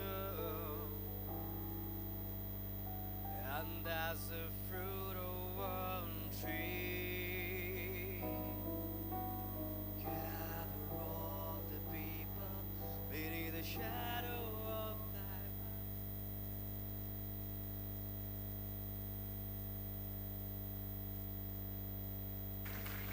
Thank you, dear students. I request you to kindly be seated. Honorable Mayor, Honorable Chief Justices, distinguished judges, excellencies, respected delegates, scholars, and my dear students. For 3 days, this auditorium has been more than just a venue. It has been a courtroom of collective consciousness, a temple of global justice. In these 72 hours, we witnessed constitutional wisdom from the world's finest jurists, judicial courage from nations overcoming conflict, visionary calls for global governance, extraordinary insights on cybercrime, arbitration, corruption, and digital era justice, commitments to peace, sustainability, children's rights, and global unity. Ladies and gentlemen, we now come to one of the most significant moments of this entire gathering, the moving of the draft resolution. I respectfully invite Mr. Ratan C. Gupta Chachaji, General Secretary of the conference, to move the draft resolution for consideration and adoption. Can we give a huge round of applause for Sir's commitment towards the conference and City Montessori School?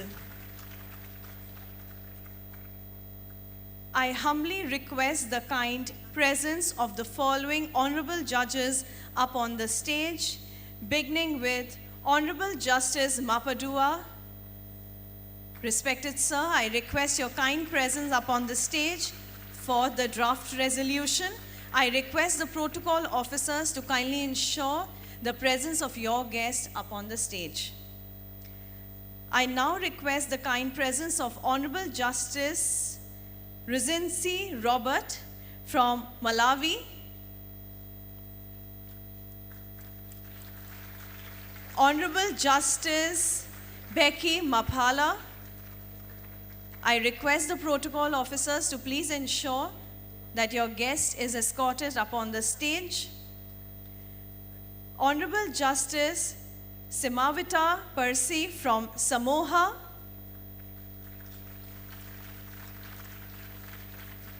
Honorable Justice Sir Gibupa Gis Salika, the Chief Justice, Supreme Court, Papua New Guinea, Honorable Justice Dr. H.C.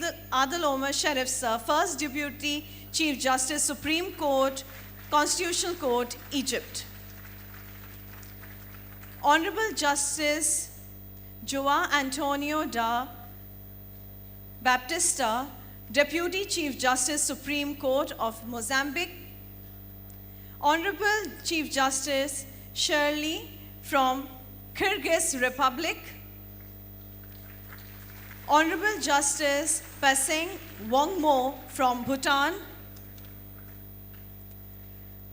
Honorable Justice Ricardo Lee Rusi, Judge, National Civil Court of Appeal and Director General of AIEJ, Argentina. I also humbly request the kind Professor Geeta Gandhi Kingdom Ma'am, Manager and Convener of the conference, for her kind presence up on the stage.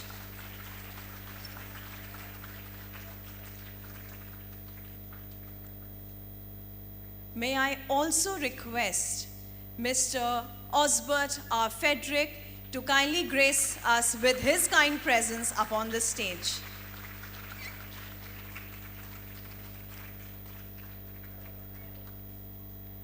May I request the Honorable Mayor of Lucknow, Mrs. Shushma Kharkwal ji, to kindly grace the stage with her gracious presence.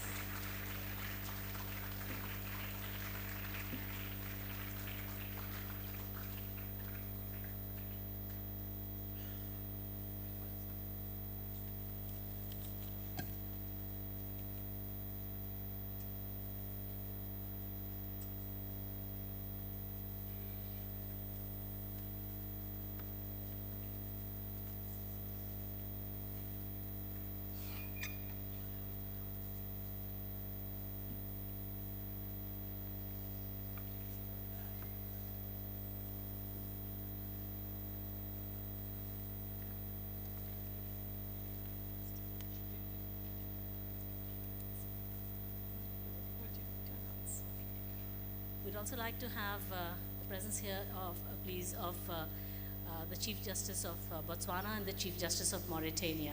Please, would you kindly come up? We'd be grateful. The Chief Justice of North Macedonia. The Chief Justice of North Macedonia.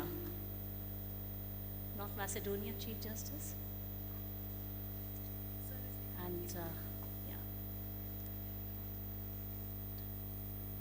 Mr. Granoff. Thank you.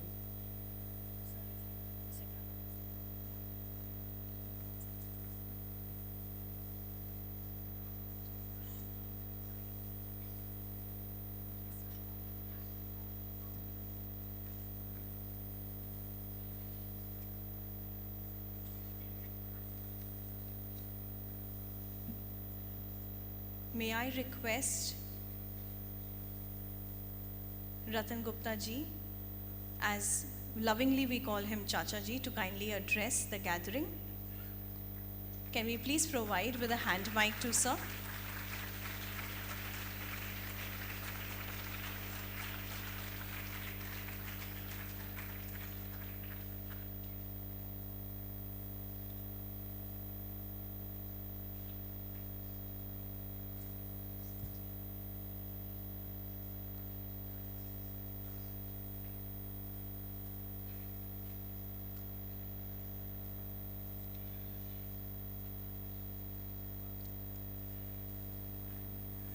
This 26th International Conferences is in sequence to the previously held International Conferences of Chief Justices.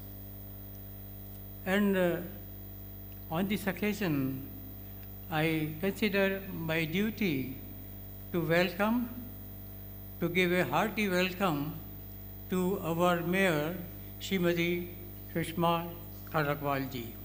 Kindly give a very welcome by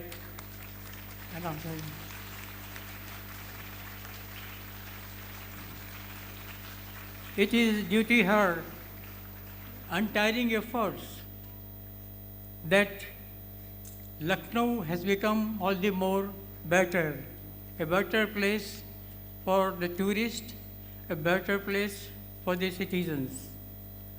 And it has found a first place among all the cities for its cleanliness,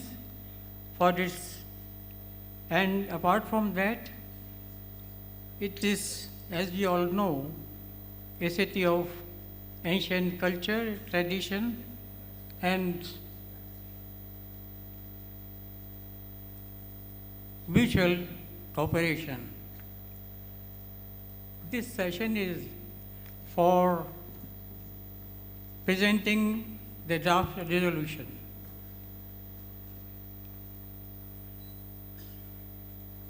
Honorable Mayor Srimati Kharakwal ji, Excellencies, Honorable Chief Justices and Judges, luminaries from many countries of the world, respected principals, teachers, and our very, very dear students of such a Montessori school present in this auditorium. This session is for presentation of the draft resolution for adoption by the House. So during this 26th International Conference of Chief Justices of the World, serious concerns were raised about global problems and issues confronting humanity. These views are really very, very valuable. On the basis of such views expressed in plenary sessions, plenary discussions, panel discussions, and in parallel sessions and thematic groups of parallel sessions. And during the speeches by honorable luminaries, justices to the students, because the students are our real future citizens for whose safety and security and for their well-being, we organize this school because we are a school. Having the ideology of not only of imparting value education, but also imparting education in global citizenship. Sir, on the basis of this resolution, on the basis of the views expressed in these plenary addresses and parallel sessions, a draft has been prepared drawing attention to highlighting the causes and drawing attention to those authorities who matter on problems and issues raised in the conferences of Chief Justices organized by this school, City Montessori School, especially in the interest of over 2.5 billion children of the world and future generations. Because like City Montessori School is the largest school of the world as per Guinness World Record, with presently 64,000 students.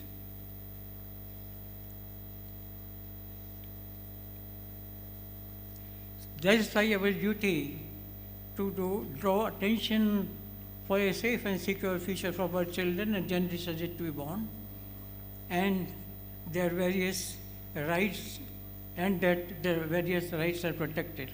Although there are conventions by the UN, but still much more is required for their welfare, for their safety, and active action is taken unless it is too late. So, on the basis of the views expressed in this conference, during this conference, as I mentioned, draft of the resolution was prepared, highlighting problems and issues requiring urgent attention and urging authorities concerned for consideration and action.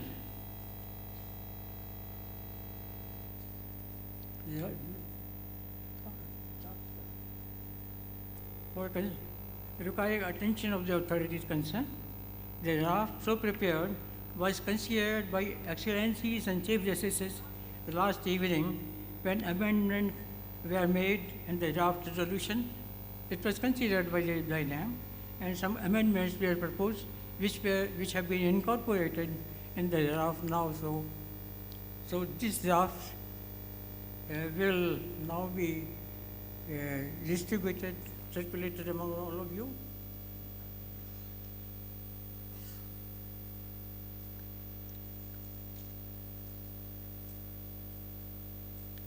I will request you to consider.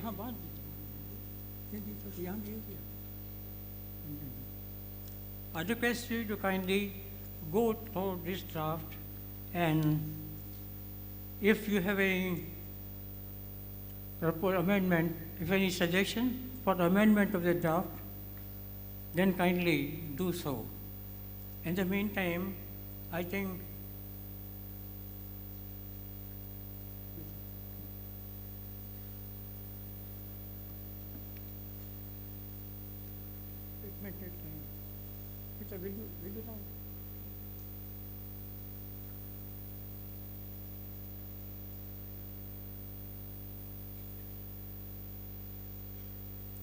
Since it will take time, we will have another program.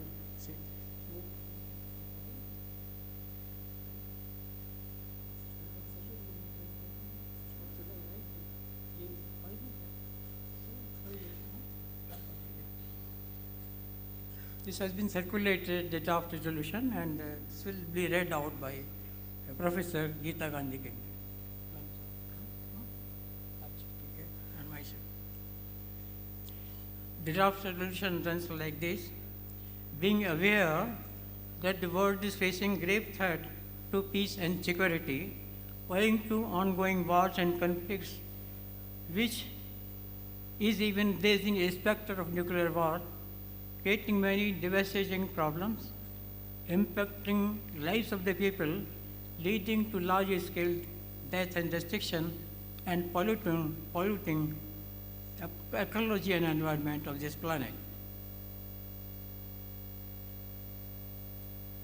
Realizing that terrorism at national and regional levels is inciting a warlike situation, either on ideological, religious, political, and ethnic ambitions, which imperils peace and well-being of every person, including children and the future generations, and that there is danger of nuclear technology falling in the hands of terrorists and non-state agencies.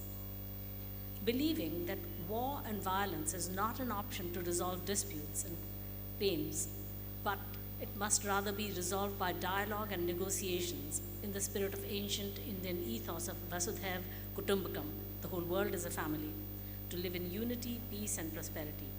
Also, that very large resources are spent on actual wars and also in the name of defense by various countries of the world, which can be better applied for the welfare of the global family. Also believing that climate change is an existential threat for humanity, which must be mitigated as well as adapted to, and that serious efforts are imperative to limit global warming targets set out in Paris Agreement of Conference of Parties, and that it is incumbent on developed countries who are historical polluters to fulfill their promise in regard to climate funding.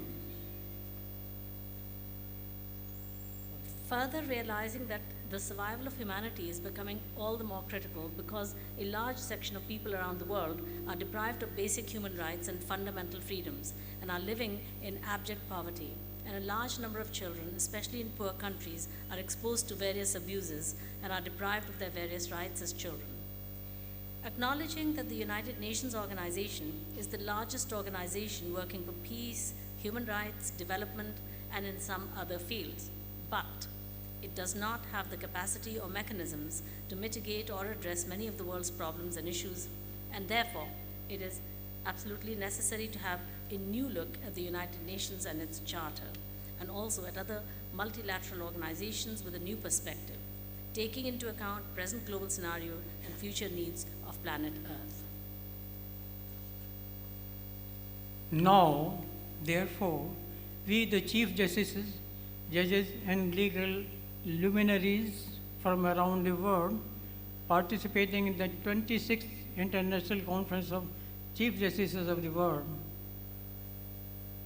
organized by the City Montessori School, Lucknow, India, from 19th to 24th November 2025, do hereby reaffirm the resolutions adopted in previously held conferences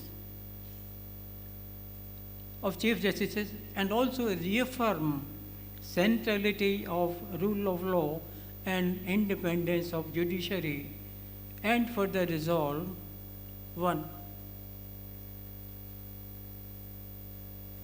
And further resolve 1. Number 1, that the heads of states and heads of governments of all countries of the world be urged: A, to take concrete steps to move the world body for review of the United Nations Charter and amend it, including reform of the Security Council, so as to strengthen the authority, prestige, and power of the United Nations for addressing the problems facing humanity and our planet Earth. B, to maintain just and honorable relations between nations and to resolve conflicts and disputes by dialogue and negotiations, and to shun violence and wars. C, to take steps for introducing instructions in citizenship education, peace education, and cross-cultural understanding in all schools of their respective countries. D, to take urgent steps to mitigate global warming as required in agreements and commitments made at the United Nations climate change conferences, and to accelerate action towards the goals set out in the Paris Agreement, and urge developed nations to fulfill their promise in regard to climate funding in a time-bound manner. And number E, a final one under the heading of resolving that the heads of states and heads of governments of all countries be urged, number E, to make commitment not to use weapons of mass destruction in the interests of humanity of our planet, and the resources currently used in the manufacture and maintenance of weapons of mass destruction and their delivery systems be directed instead for the purposes of development and the welfare of mankind. That the United Nations organization be urged, because it is central authority, largest single authority of the working in this regard. That the United Nations be urged, A, to take effective steps for prevention of wars, terrorism, and extremism, and elimination of weapons of mass destruction, including AI-based weapons, and to take urgent steps for reform of the Security Council. B, to streamline multilateral institutions for their effective role in development and elimination of hunger and poverty, especially in underdeveloped countries. C, to consider establishment of world parliament with sanction of every nation state for enacting international law with universal jurisdiction. D, to strengthen the present anti-corruption framework and to consider establishment of anti-corruption code. E, to invite concrete proposals from heads of state and heads of government of all countries, academicians, political thinkers, non-government organizations, and civil societies for review or amendment of the UN Charter and of multilateral organizations with a new perspective taking into account present day and future needs, and also need of the planet Earth, so as to make the United Nations organization a more effective, democratic, and representative organization.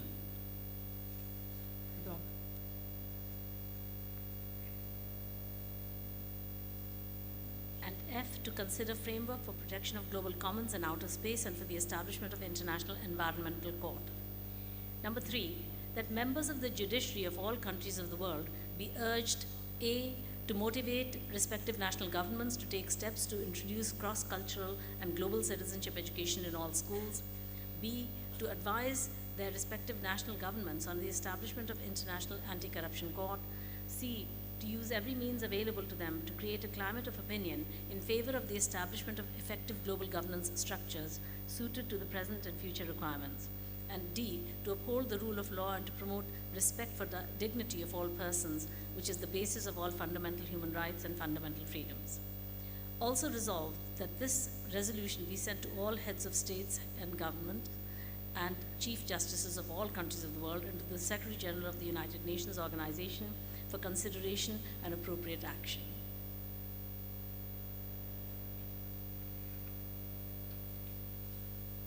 We request you to kindly consider this draft resolution, and if you have any suggestions in regard to the, kindly do so.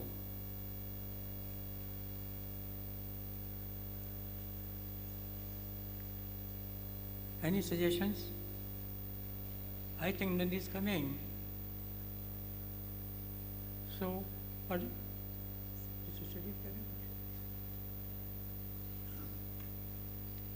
Since there is no, any observation, I would recommend that we should go ahead adopt the resolution. Since there is no suggestion, this conference, this house considers this resolution as adopted. Thank you.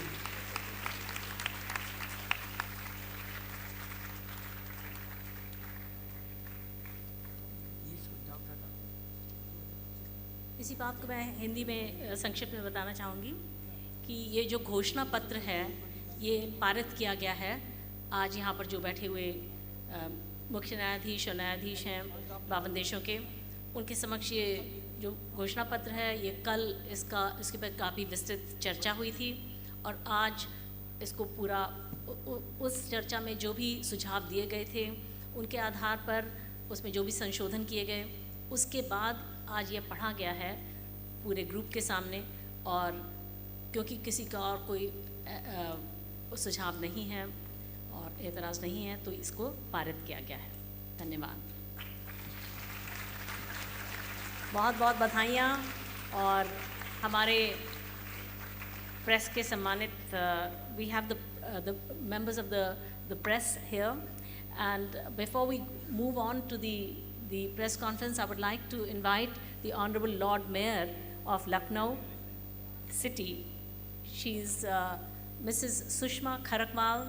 She's the Lord Mayor of Lucknow, very popular and does a huge amount of service to the city of Lucknow. And that is the reason why she has been very popularly elected by a very thumping majority for this post of the Lord Mayor of Lucknow. Under her administration, I'm so happy to say that under her administration, Lucknow City has been judged as among the cities of India that have a population of more than 1 million people. Lucknow City has been judged to be the 3rd cleanest city in India.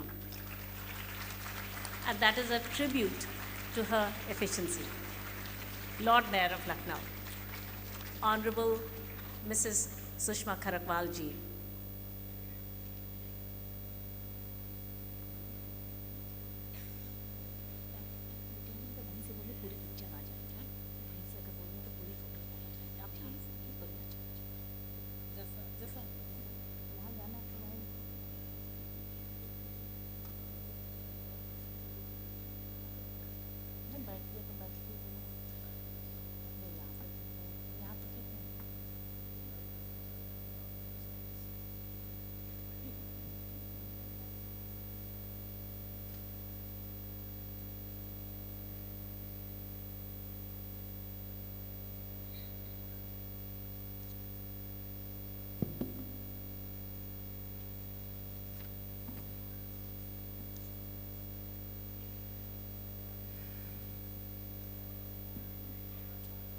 आप सभी को नमस्कार।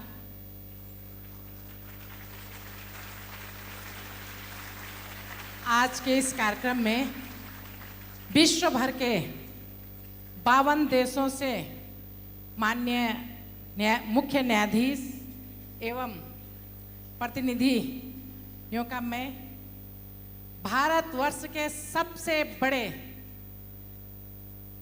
State राज्य की सबसे बड़ी राजधानी लखनऊ लक्ष्मण नगरी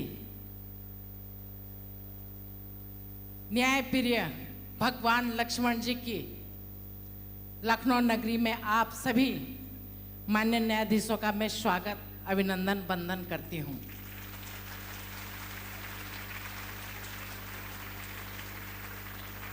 वासुदेव कुटुंबकम 26 वर्षों से लगातार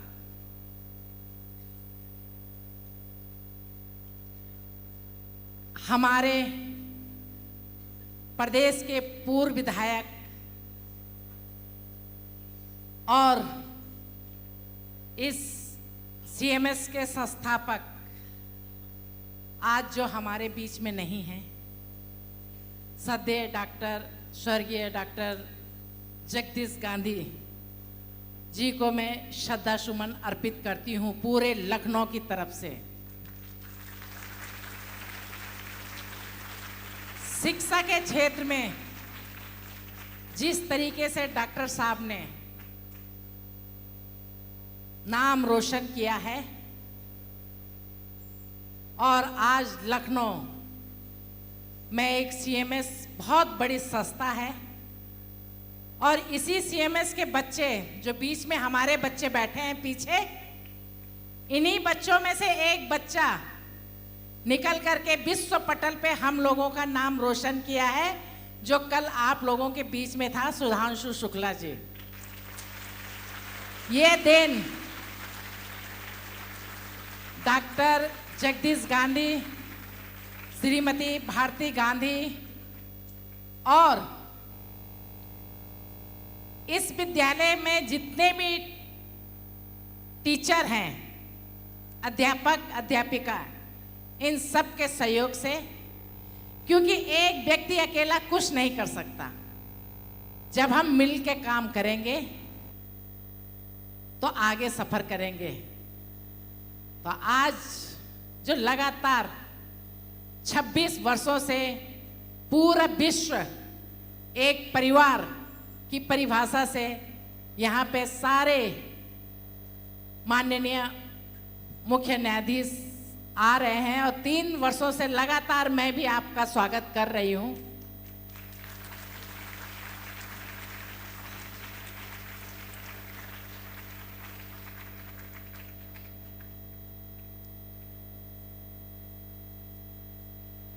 हमारे पूर्व विधायक डॉक्टर जगदीश गांधी जी ने इस सोच के साथ पूरे विश्व को लखनऊ में एक मंच दिया है और विश्व मानव जाति के कल्याण और सभी के लिए न्याय दिलाने के लिए एक योद्धा की तरह काम किया है। उनका योगदान आने वाले कई वर्षों तक याद किया जाएगा।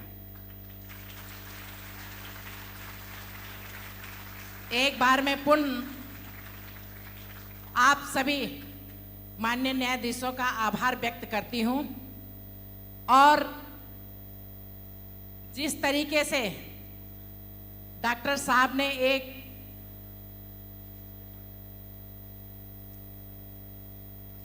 कार्य किया था कि पूरा विश्व मेरा घर है, उन्हीं के पग चिन्हों पर उनकी बेटी श्रीमती गीता गांधी जी भी लगातार आगे चल रही हैं।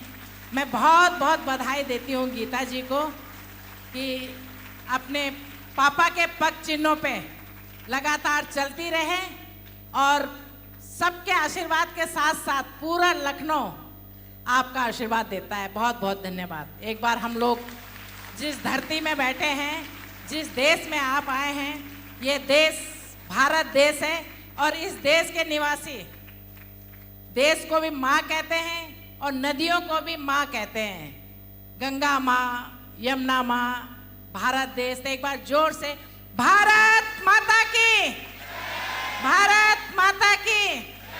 बहुत बहुत धन्यवाद। I'd like very much to thank Honorable Lord Mayor of Lucknow, Mrs. Sushma Kharapal ji, for her kind presence here.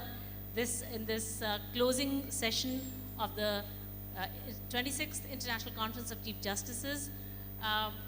It's a great pleasure, ma'am, that for 3 years continuously you have been coming to this conference ever since you became the Lord Mayor of Lucknow.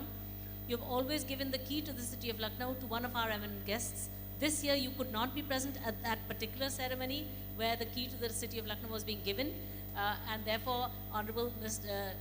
Defense Minister of India and the MP for Lucknow, Honorable Mr. Rajnath Singh ji, gave away that key on your behalf. But every year you have been coming, and this year, although you were out of Lucknow, as soon as we come back to Lucknow last night, you've come here today. So we're very grateful for your kind presence here and for your support.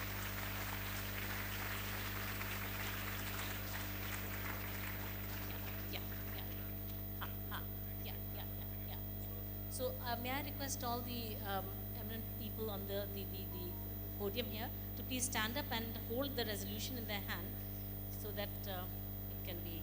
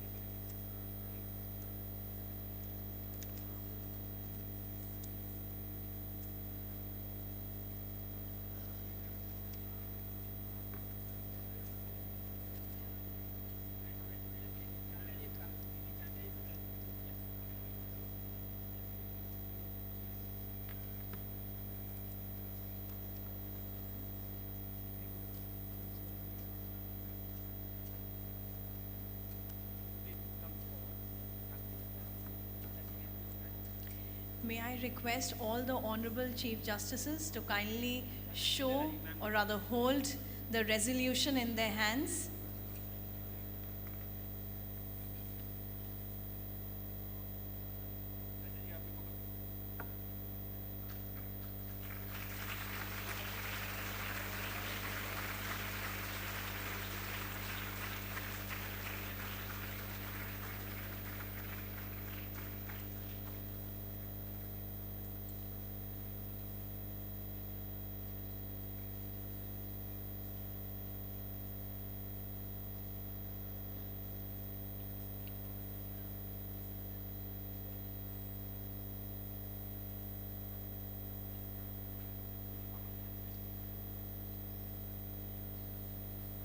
Thank you, Your Excellencies. To express our collective gratitude and close this extraordinary conference, I now invite Professor Geeta Gandhi Kingdon, convener of the conference, to propose a vote of thanks.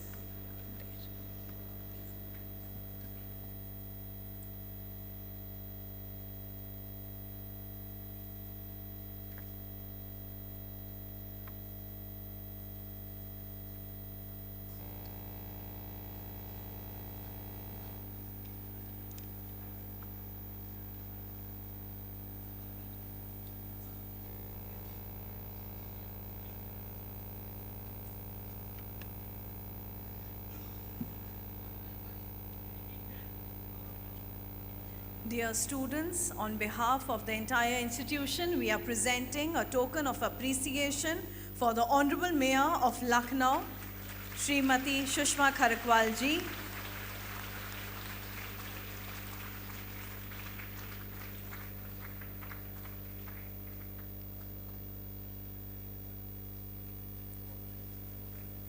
We request everyone in the audience to kindly give a thunderous applause for the Honorable Mayor of Lucknow.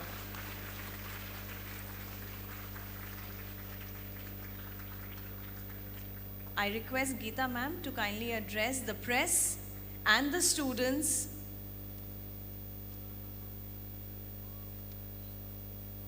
Sure, ma'am.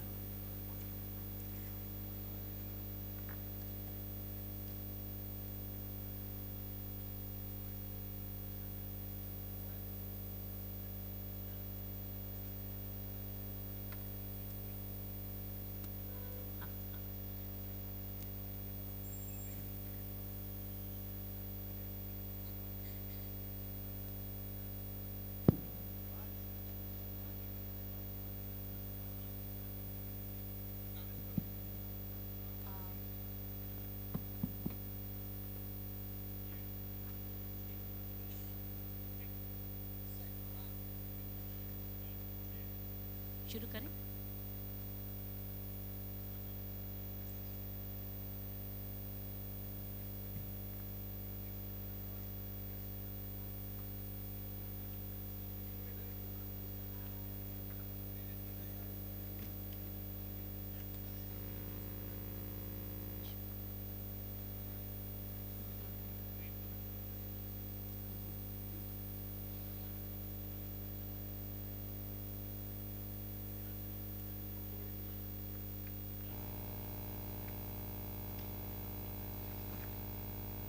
सबसे पहले तो मैं यहाँ पर हमारे गणमान्य पत्रकार बंधुओं का स्वागत करूँगी और मैं आपको बताना चाहूँगी कि आज हमारे 26वें अंतर्राष्ट्रीय सम्मेलन का समापन का दिन है और इसमें 52 देशों के मुख्य न्यायाधीश और न्यायाधीश पधारे हैं और लखनऊ में 21, 22 और 23 तारीख को ये हुआ।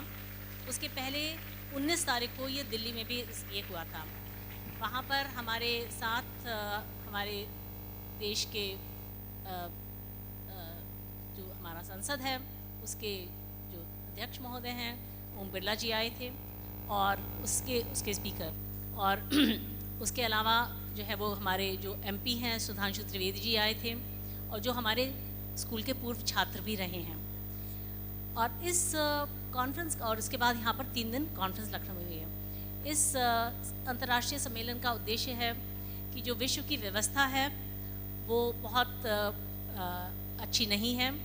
पर्यावरण बदलाव है, कोविड जैसे पैंडेमिक्स रहे हैं, और जो टेक्नोलॉजीज़ हैं, तकनीकें हैं और आर्टिफिशियल इंटेलिजेंस है, उसकी वजह से दुनिया एक बहुत ही तेज़ी से टेक्नोलॉजिकल चेंज की तरफ जा रही है, लेकिन उसके लिए उसको गवर्न करने के लिए एक पर्याप्त तरीके से एथिकल कोड्स और लीगल कोड्स अभी नहीं हैं। और सबसे बड़ी चीज़ ये है कि दुनिया में जो असुरक्षा है, यूनाइटेड नेशंस संयुक्त राष्ट्र संघ का गठन इसलिए हुआ था 80 साल पहले कि वो दुनिया में लड़ाइयाँ ना हों, इसको सुनिश्चित करने के लिए संयुक्त राष्ट्र संघ का गठन हुआ था। लेकिन 80 सालों तक जो है वो हमने देखा कि दुनिया में लड़ाइयाँ चल रही हैं। इसी समय 54 जो है वो लड़ाइयाँ चल रही हैं, और कुछ लड़ाइयाँ बहुत ही जो है वो बड़े और व्यापक स्तर पे चल रही हैं। तो संयुक्त राष्ट्र संघ जो है वो जाहिर है कि वो प्रत्यक्ष है कि वो अपने मिशन में उसका जो उद्देश्य है वो उसको पूरा नहीं कर पा रहा है। और जैसे कि मैंने बोला, पर्यावरण बदलाव भी बहुत तेज़ी से हो रहा है, उसका भी जो उसको कंटेन करने का जो प्रयास हैं वो भी अच्छे तरीके से सुचारू रूप से नहीं हो पा रहे हैं। तो ये बहुत आवश्यक है बच्चों के सुरक्षित भविष्य के लिए, हम सबके सुरक्षित भविष्य के लिए, खास करके बच्चों के सुरक्षित भविष्य के लिए, क्योंकि उनको सबसे ज़्यादा लंबी जीवन उन्हीं को इस प्लैनेट पर जीना है। हम लोग तो कम साल जीवित रहेंगे। तो उनके सुरक्षित भविष्य के लिए विश्व की व्यवस्था कैसी हो, किस तरीके की वर्ल्ड गवर्नेंस हो, ग्लोबल गवर्नेंस किस तरीके की हो, जिससे कि संयुक्त राष्ट्र संघ का जो चार्टर है वो कितना पर्याप्त है, और 80 साल पहले की जो वास्तविकताएं थीं वो क्या 80 साल बाद वो वास्तविकताएं इतनी ज़्यादा बदल गई हैं, तो क्या नए चार्टर की आवश्यकता नहीं है, क्या पुराने चार्टर में संशोधन की आवश्यकता नहीं है। इन विषयों पर विचार विमर्श करने के लिए दुनिया के हर एक कोने से 52 देशों से मुख्य न्यायाधीश और न्यायाधीश आए हैं।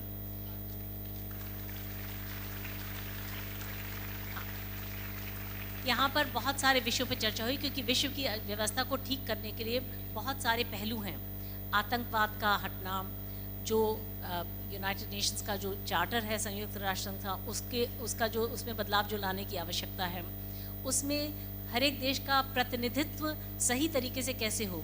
छोटे अभी एक बहुत बड़ी समस्या ये है कि छोटे देश और बड़े देश सभी को जो है वो समान रूप से एक वोट मिलता है वहाँ पर, जो सही नहीं माना जाता है, क्योंकि प्रतिनिधित्व के लिहाज से ये सही नहीं है। तो प्रतिनिधित्व का कौन सा ऐसा फॉर्मूला हो जिससे कि हर एक देश का प्रतिनिधित्व जो है वो एक न्यायपूर्ण तरीके से हो। तो इसके लिए बहुत सारे विचार आए हैं सामने, और उनको जो है वो विचारों का आदान प्रदान का एक मंच है ये कॉन्फ्रेंस। देखिए, हम सिटी मॉन्टेसरी स्कूल जो है, जो ये आयोजक है, जो 26 वर्ष से इसको लगातार आयोजित कर रहा है, वो एक अंतर्राष्ट्रीय संस्था नहीं है, वो एक विश्वविद्यालय नहीं है, वो एक थिंक टैंक नहीं है, वो किसी भी तरीके का ग्लोबल स्तर का संगठन नहीं है, लेकिन ये एक स्कूल है।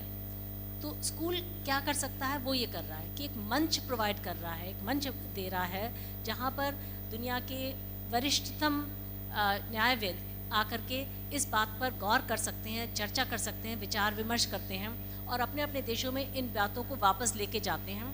अपने देशों में जो इनके गणमान्य व्यक्ति हैं उनके साथ एक कहते हैं एक वातावरण बनता है, एक सोच का। जो निष्कर्ष निकला है वो आज के रेजोल्यूशन में है, जो संकल्प पत्र है जो आज यहाँ पर पारित किया गया है, ये जो है इसमें सारे मुद्दे जो यहाँ पर जिन पर चर्चा हुई और जिन पे जो है कहते हैं कि समझौता हुआ कि हाँ ये चीज़ें सबसे ज़्यादा आवश्यक हैं, और यही चीज़ें, ये जो संकल्प पत्र है ये दुनिया के हर एक राष्ट्र के राष्ट्रपति और प्रधानमंत्री के पास भेजा जाएगा, संयुक्त राष्ट्र संघ के जो सेक्रेटरी जनरल हैं उनके पास भी भेजा जाएगा। तो ये है हमारे कॉन्फ्रेंस का निचोड़, उसका निष्कर्ष। बहुत बहुत धन्यवाद आपका। मैं तो आज ही आई हूँ।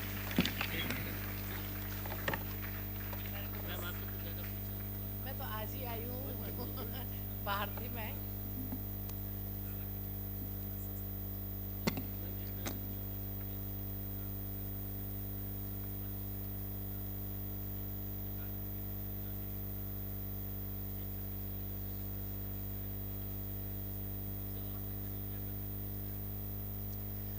सबसे पहले तो मैं CMS के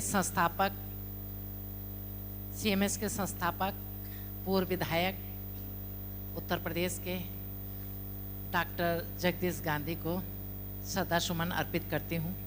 और उन्होंने जो सोचा है, अभी गीता गांधी जी ने कहा है कि नहीं कोई ये संस्था है, ये सिर्फ एक स्कूल है, लेकिन जो पूरा विश्व मेरा परिवार है, एक कुटुंब है, वो जिस तरीके से 26 साल से लगातार कार्यक्रम कर रहे हैं, पूरे विश्व के लोगों को एक मंच, एक छाता के नीचे ला करके आपस में हम लोग विचार विमर्श करते हैं, तो इससे कुछ ना कुछ सीखने को मिलता है। लगातार एक कार्यक्रम चल रहा था, मैं आउट ऑफ स्टेशन थी, लेकिन मैं गीता जी को भी बधाई देती हूँ कि जिस तरीके से लगातार 26 साल से चल रहा है, आज 2 साल से 1.5 साल से हमारे बीच में जगदीश गांधी जी नहीं हैं, लेकिन ये लगातार चल रही है, उनके पग चिन्हों पे चल रही हैं, इसके लिए मैं इनको बधाई देती हूँ। और सबसे बड़ी बधाई तो मैं ये भी देती हूँ, इन्हीं का पढ़ाया हुआ एक बच्चा विश्व पटल पे अपना नाम रोशन किया है, तो आज लखनऊ और CMS को पूरे विश्व में कोई ऐसा व्यक्ति नहीं है कि जो ना जानता हो।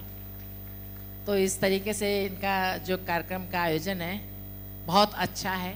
हम एक दूसरे देशों से सीखेंगे कहाँ क्या हो रहा है। अभी बीच में मैं मलेशिया गई थी, तो वहाँ के रख रखाव, साफ सफाई, हर चीज़ मैंने भी देखी है। और आपने देखा होगा कि 2 साल से मैं भी लखनऊ नगर निगम में किस तरीके से काम कर रही हूँ, और कोशिश कर रही हूँ कि लखनऊ भी आगे बढ़े, और हुआ भी है। 44 से हम लोग स्वच्छता में नंबर 3 पे आए हैं, और इसके लिए अब मैं हथियार अपने बच्चों को ही बनाऊंगी, क्योंकि बच्चे ही माँ बाप को कहेंगे कि आप ध्यान रखिए, शहर का कूड़ा अलग कर करके दीजिए। और मैंने गीता जी को कहा है, और गीता जी ने हमारे यहाँ अपने बच्चों को भेजा भी है। सिवरी में जो प्लांट लगाया है, यहाँ से बच्चे जाके देखे भी हैं, काम भी किया है। और लखनऊ ने बहुत बड़ा काम किया है सिवरी प्लांट का, जिसको ब्राज़ील सरकार भी के भी प्रतिनिधिमंडल आया था, और आंध्र प्रदेश के भी स्वयं मंत्री जी आए थे। तो कुछ हमको ऐसा अलग करना चाहिए जिससे शहर का नाम रोशन हो। इसमें आप सबका भी सहयोग है।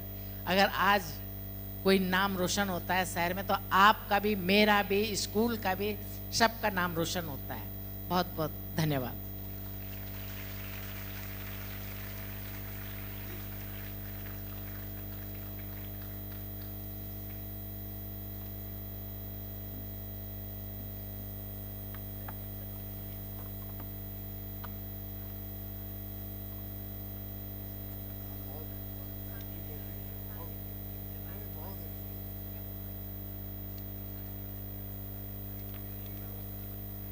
I now invite Professor Geeta Gandhi ma'am to kindly propose her vote of thanks.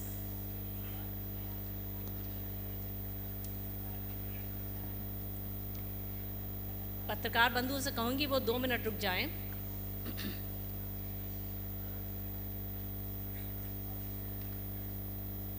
You know, friends, students, teachers, but most of all, the guests that have come here from so many countries. I want to say that, you know, we are a school. It may be that we are a large school, but nevertheless, we are just a school. In this vast, on this vast earth, with probably more than 7 billion people, you know, we are a tiny, tiny, tiny dot in amongst that vast multitude. And the problems facing our earth are so massive. So one might say that what is the point of doing this conference? You know, what can it achieve? The problems are so big, we are so small. How can we make a difference? And therefore, why, you know, make this effort? But I want to share with you something that my father, I've heard him say many times. And I'm saying it at the risk of some repetition, because those of our guests who may have come here before might have heard me say this before.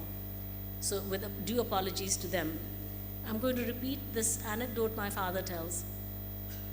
You know, in Hindu mythology, Lord Ram, the manifestation of God for Hindus is Lord Rama. And the story goes that his wife was abducted by the demon king who was living in the part of the world that is today called Sri Lanka. And Ram had to go and rescue his wife. And he took the help of Hanuman, called the monkey god. And Hanuman was very powerful, and he was very devoted to Lord Ram. And they were, you know, in order for Lord Ram to cross the ocean between India and Sri Lanka, there needed to be a bridge made. And many, many people were helping in the making of the bridge, most of all the animals. And there were many monkeys helping, and one of the monkeys was laughing at an ant and said that you are putting these tiny little, you know, bits of sand into the ocean. Do you think that this vast, you know, ocean will be, a bridge can be made over it by the tiny bits of sand that you're putting in? And the ant replies that, oh monkey, you are putting boulders, small stones. Do you think that the bridge will be made because of your boulders and stones that you are able to put in? The bridge will be made with the grace of Lord Rama. You are doing your duty according to your capacity. I am doing my duty according to my capacity. So I think that this is basically what we are doing as a school. We are like that ant that is making its small contribution by creating this platform for judges to come. And my father did it very consistently for 24 years. And he did say to me that, you know, do not stop this conference. He said to me a few times. So I'm doing it partly because he said it, and partly because I truly believe that this is an important forum. It can make a difference in creating more momentum towards a better world that is governed better. And by bringing together judges with academics, UN experts, and think tanks, research institutes, by bringing them together and holding this in this rather unique sort of a setting where they're not just experts. You know, one can think of scholarly conferences. There are many scholarly conferences, I'm sure, that are held. I know of so many platforms like Davos, the Global Economic Forum, and so many other forums that exist for bilateral and multilateral talks about how to improve the governance of the world. But I don't think there's any forum in which the judges are there and they're discussing these things and being accountable to the children who are sitting as the audience. That conversation is definitely better because the future about which that conversation is being held is sitting right in front of their eyes. So I think that this is a very important reason. This is a very distinctive point about this conference. This is a point of distinction about this conference that distinguishes it from other conferences. So I would like very much to say thank you to so many people that have helped to make this conference what it is among our staff at City Montessori School. First of all, I'd like to thank, first and foremost, of course, before I thank our staff, I'd like to thank the Chief Justices and judges and eminent guests that have come from all over the world. Thank you so much, because as much as anything else, this conference is also, you know, you could say that we also have a slightly selfish motive in organizing it, because our children they see global citizenship right here. So this is part of their global citizenship education. About 9,000 students come to this conference over the period of the 3 days of the conference. So 9,000 students go back edified and more connected with issues, and they understand so much better by the time they've attended the conference. Each batch of students attends it for about 4 hours. And they go back understanding so much better what are some of the global issues affecting the world. And don't forget, students, that you're not so far. In fact, some of you are older than Greta Thunberg.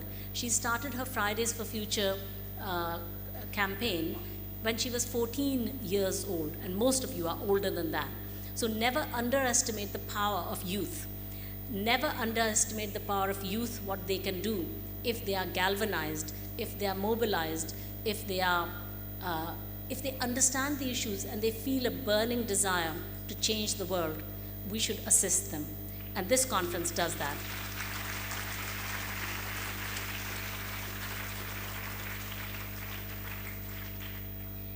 So I'd like very much to thank the most senior officer of City Montessori School, Mrs. Sushmita Basu, the head of quality assurance and of the innovations wing.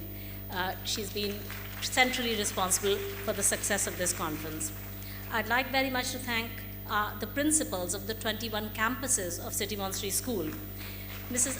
Abha Anand, Senior Principal, Kanpur Road Campus, Mrs. Kalpana Tripathi, Principal Mahanagar Campus, Aditi Sharma Ma'am, Principal Chowk Campus, Nisha Pandey Ma'am, Principal Rajajipuram 1 Campus, Jayashri Krishnan Ma'am, Principal of Rajan Nagar 1 Campus.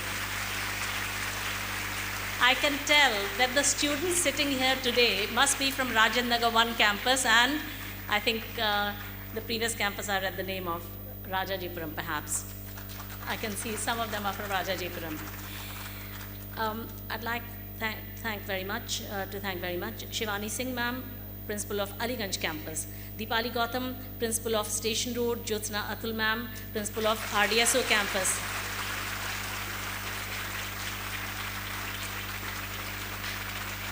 Thank you. I think that's RDSO. Yeah. Then Archana Pandey Ma'am, Principal of Asharfabad Campus, Anupama Chakar Ma'am, Principal of Gomti Nagar Extension Campus, Reema Sethi Ma'am, Principal of Golf City Campus, Trapti Dwivedi Ma'am, Principal of Anand Nagar Campus, Sonali Chaudhary Ma'am, Principal of Jobbing Road Campus, Gagan Preet Ma'am, Principal of Rajan Nagar 2 Campus, Mohika Kohli Ma'am, Principal of United World Campus, Khyati Lamba Ma'am, Principal of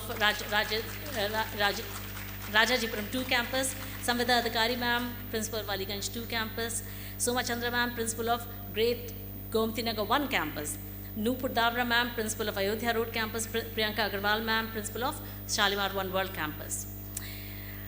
I'd like very much to thank the General Secretary of City Montessori School and the Secretary of this conference, Mr. R.C. Gupta ji, Ratan Chand Gupta sir, who has played the key role of making the conference program and assisting with all the arrangements for the conference, including the drafting of invitation letters and the making of the program, which is quite a task.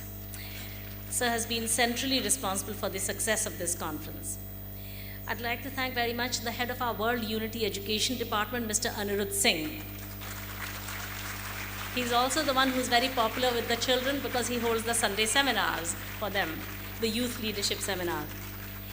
I'd like to thank very much Mr. Sandeep Srivastava, the person who has been sending out all the invitations and doing all the correspondence with the judges and inviting them very cordially and doing all the correspondence, which is not a mean feat. It is a very, very involved task that requires a lot of diplomacy and regard to protocol. I'd like very much to thank Mr. Rishi Khanna, who's the head of communications. He has done a superb job in communicating, because remember that one thing is to do, there's a saying in Hindi, Jangal mein mor nacha kisne dekha, right? Which is like saying, if you do something of so much beauty, this conference, such wonderful things have happened at this conference, the dialogue that has happened, most importantly. And if the world did not come to know of it, would that be right? No.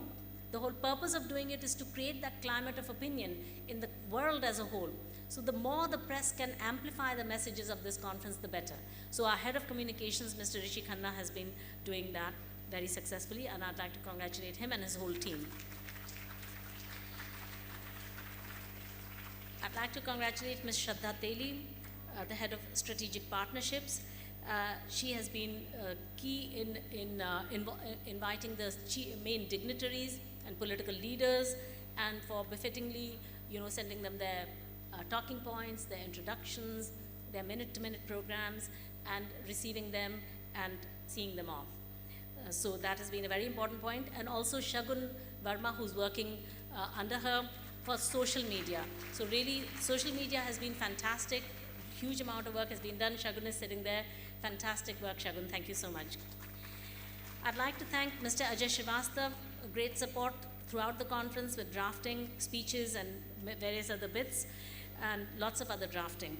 Mr. Suresh, who has been superb as a graphic designer, the head of graphic design and the head of photography. Mr. Saksham Mishra, for total support with guests and escorting guests all the time, doing such a superb job. I'd like to thank very much Mr. Ravish Chaudhary, the CFO of CMS, and Mr. Sanjay Shukla for all the backup when it comes to accounts, because bills have to be paid, and they are the ones that do the bills, and they keep us all accountable for all the expenditures. I'd like very much to thank Mr. Zamani and his whole team. Mr. Zamani is the person who has fed us. So I think the people who feed you, you have to clap the most for them.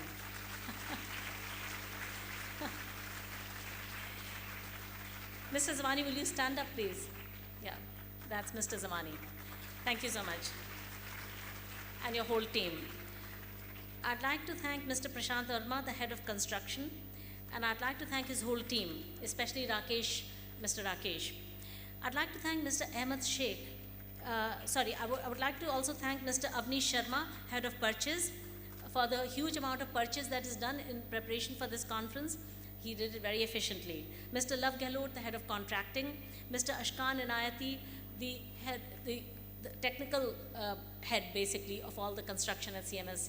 So, Mr. Ashkan Inayati, would you stand up? Since you happen to be in the hall, we'd like to thank you. Thank you so much.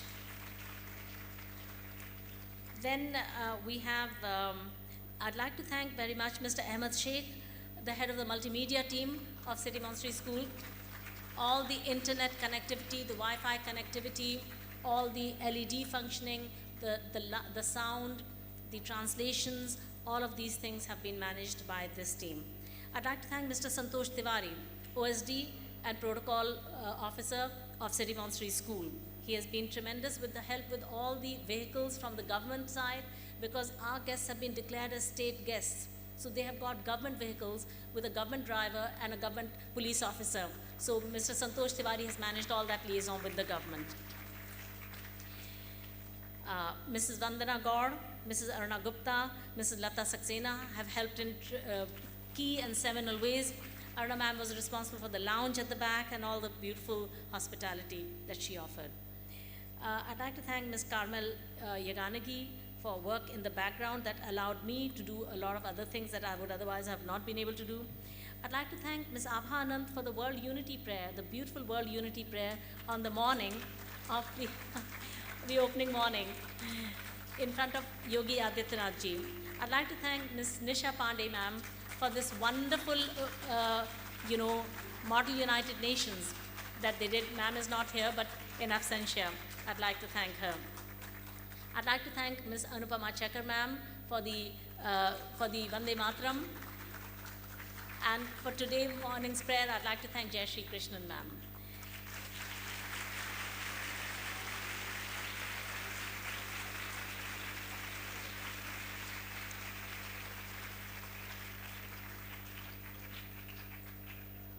And, I'm 100% sure that I've left out many, many, many important people whose names I've not taken because I am forgetful. Oh, Sushma Rajkumar ma'am is really important. I need to thank her.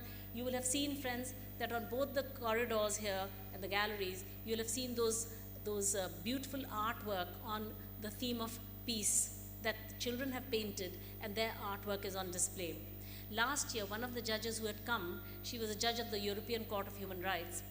She loved the artwork so much, she took photographs, and later on she said she wanted to buy the artwork, some of them. Of course, we gave it to her gratis, without charge, but it was so touching to see that she was moved by the art that our children had done. and all the decoration with the flags of the world to give it a truly global flavor. So I'd like to thank Sushma Rajkumar and her team as well. I think most of all, I should add that my mother has been the source of inspiration for all of this. Dr. Bharti Gandhi is the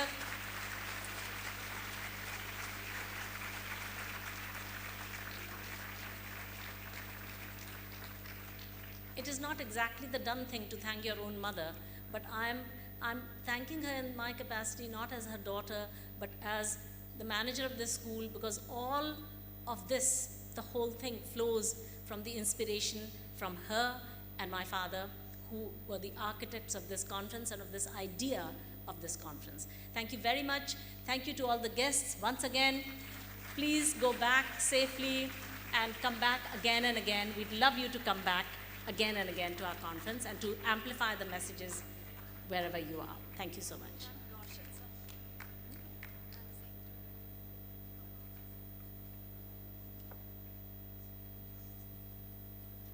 Thank you, respected ma'am. On behalf of City Montessori School, I thank all the excellencies and delegates for your kind presence here today. Your wisdom and your unwavering commitment to humanity has made a change. We wish you safe travels, renewed inspiration, and the promise that we shall meet again in 2026, united in purpose, steadfast in duty, and committed to a world that truly reflects the words Jai Jagat. Thank you, Your Excellencies. I now request all the teacher in charges to kindly help the kids move to the buses.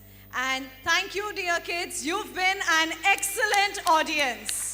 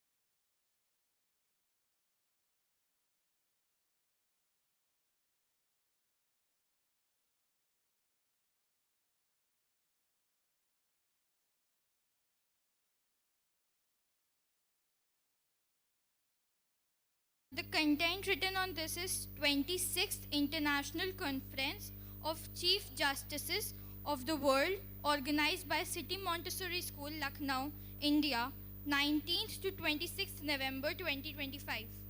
ये नीचे अंगूठे से पढ़ रही हैं. Correct. Isn't that amazing to students? You have nice eyebrows. Look at her accomplishments. You have nice अंगूठे से eyebrows. पढ़ रही थी. आप पढ़ सकते हो? जी हाँ.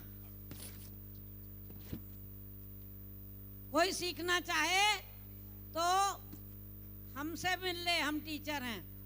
और इस सब को हम तो सीख नहीं सकते. 15 साल से ऊपर के हो गए हैं और आप सब धीरेन्द्र शास्त्री बन सकते हैं. जय जगत. Now you can go home. सही है. ताली, जोरदार जोरदार ताली बजाओ.